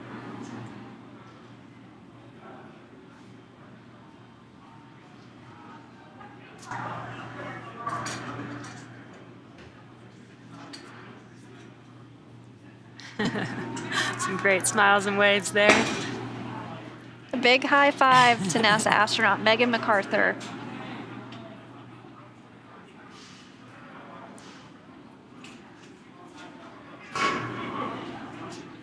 Recovery personnel now working to get Jessica Watkins ready to egress.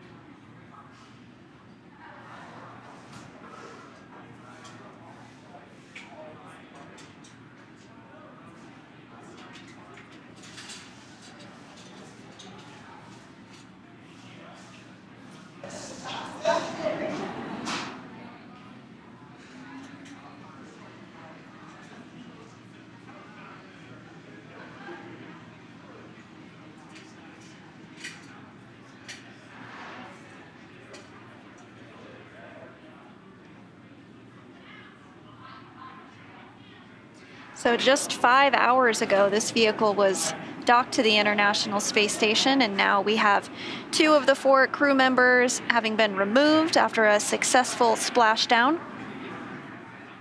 We are standing by for another first-time flyer, Jessica Watkins, as she is egressed from the capsule.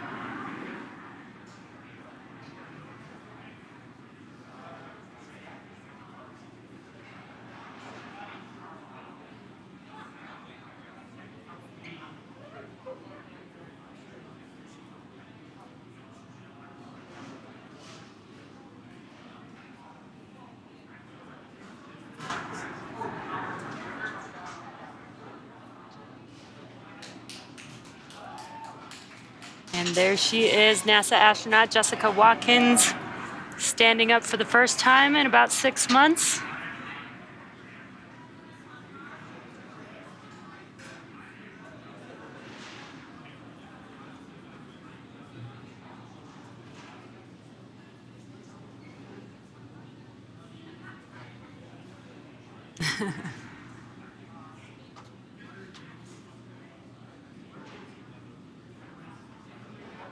And the final crew member that will be removed is European Space Agency astronaut Samantha Cristoforetti, who after this mission has logged 369 days in space over her 2 flights, which again, that does make her the second on the all-time list for most days in space by a woman.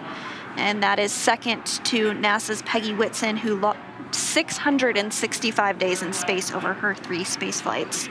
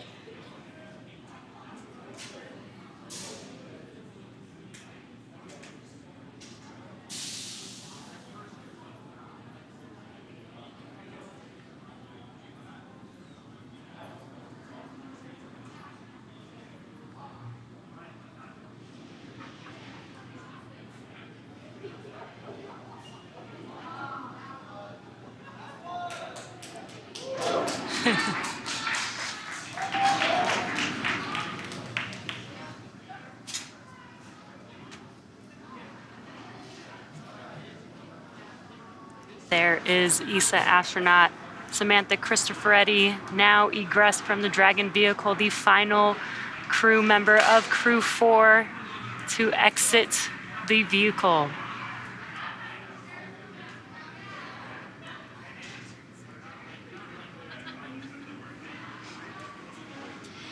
Well, now that Kjell Lindgren, Bob Hines, Jessica Watkins, and Samantha Cristoforetti are safely back home on Earth and getting checked out by the NASA medical team, we're going to wrap up our live coverage of the return. This all kicked off on April 27th from historic launch pad 39A at the Kennedy Space Center in Florida. After a successful liftoff and separation from Falcon 9, Kjell, Bob, Jessica, and Samantha made a 16-hour flight on board Dragon to the International Space Station. Since arriving at the space station, they spent nearly 6 months as members of Expedition 67 and 68, executing science experiments, spacewalks, and repairs while aboard the orbiting laboratory. And their journey home began earlier today, October 14th, when they closed the hatch to Dragon and undocked from the International Space Station at 9:05 a.m. Pacific time. After 4 successful departure burns and a phasing burn to line up their orbit, Kjell, Bob, Jessica, and Samantha rested for a few hours before waking up to prepare for re-entry this morning. We jettisoned Dragon's trunk and performed our final on-orbit maneuver, the Deorbit Burn, at 1:01 p.m. GMT or Pacific time to send Dragon on the path home. The spacecraft re-entered the Earth's atmosphere and slowed its descent with successful deployments of 2 drogue parachutes and 4 mains, with the final splashdown occurring off the coast of Florida at 1:55 p.m. Pacific time. Now, following that successful splashdown, we saw SpaceX recovery experts move in and prepare Dragon Freedom for its lift onto the recovery vessel. And just a little less than an hour ago, following splashdown, we saw Kjell, Bob, Jessica, and Samantha make their way out of Dragon into the recovery ship's medical facilities, safe and sound. And next up, they'll catch a helicopter flight back to shore where they'll transfer to aircraft that will take them home. Kjell, Bob, and Jessica and Samantha will take a NASA plane for the short flight back to Houston, and Samantha will board a plane back to Europe after that. They'll be reunited with their families to bring an end to this successful mission. It's been an honor and a privilege to share their journey with all of you as we continue this new era in human spaceflight. Our return today marks the end of the direct handover we just executed after successfully launching the Crew-5 mission to the space station just a little over a week ago.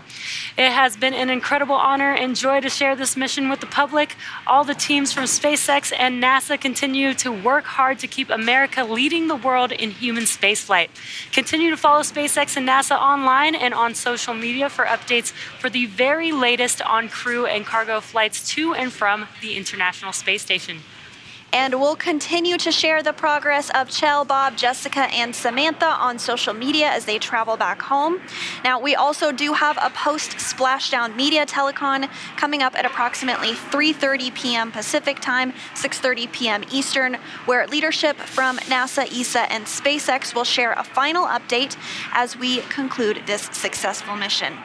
So we'll say thanks one more time for tuning in and cheering on Kjell, Bob, Jessica, and Samantha as they made their return back to planet Earth. From all of us at NASA and SpaceX and ESA, welcome home, Crew-4. So long.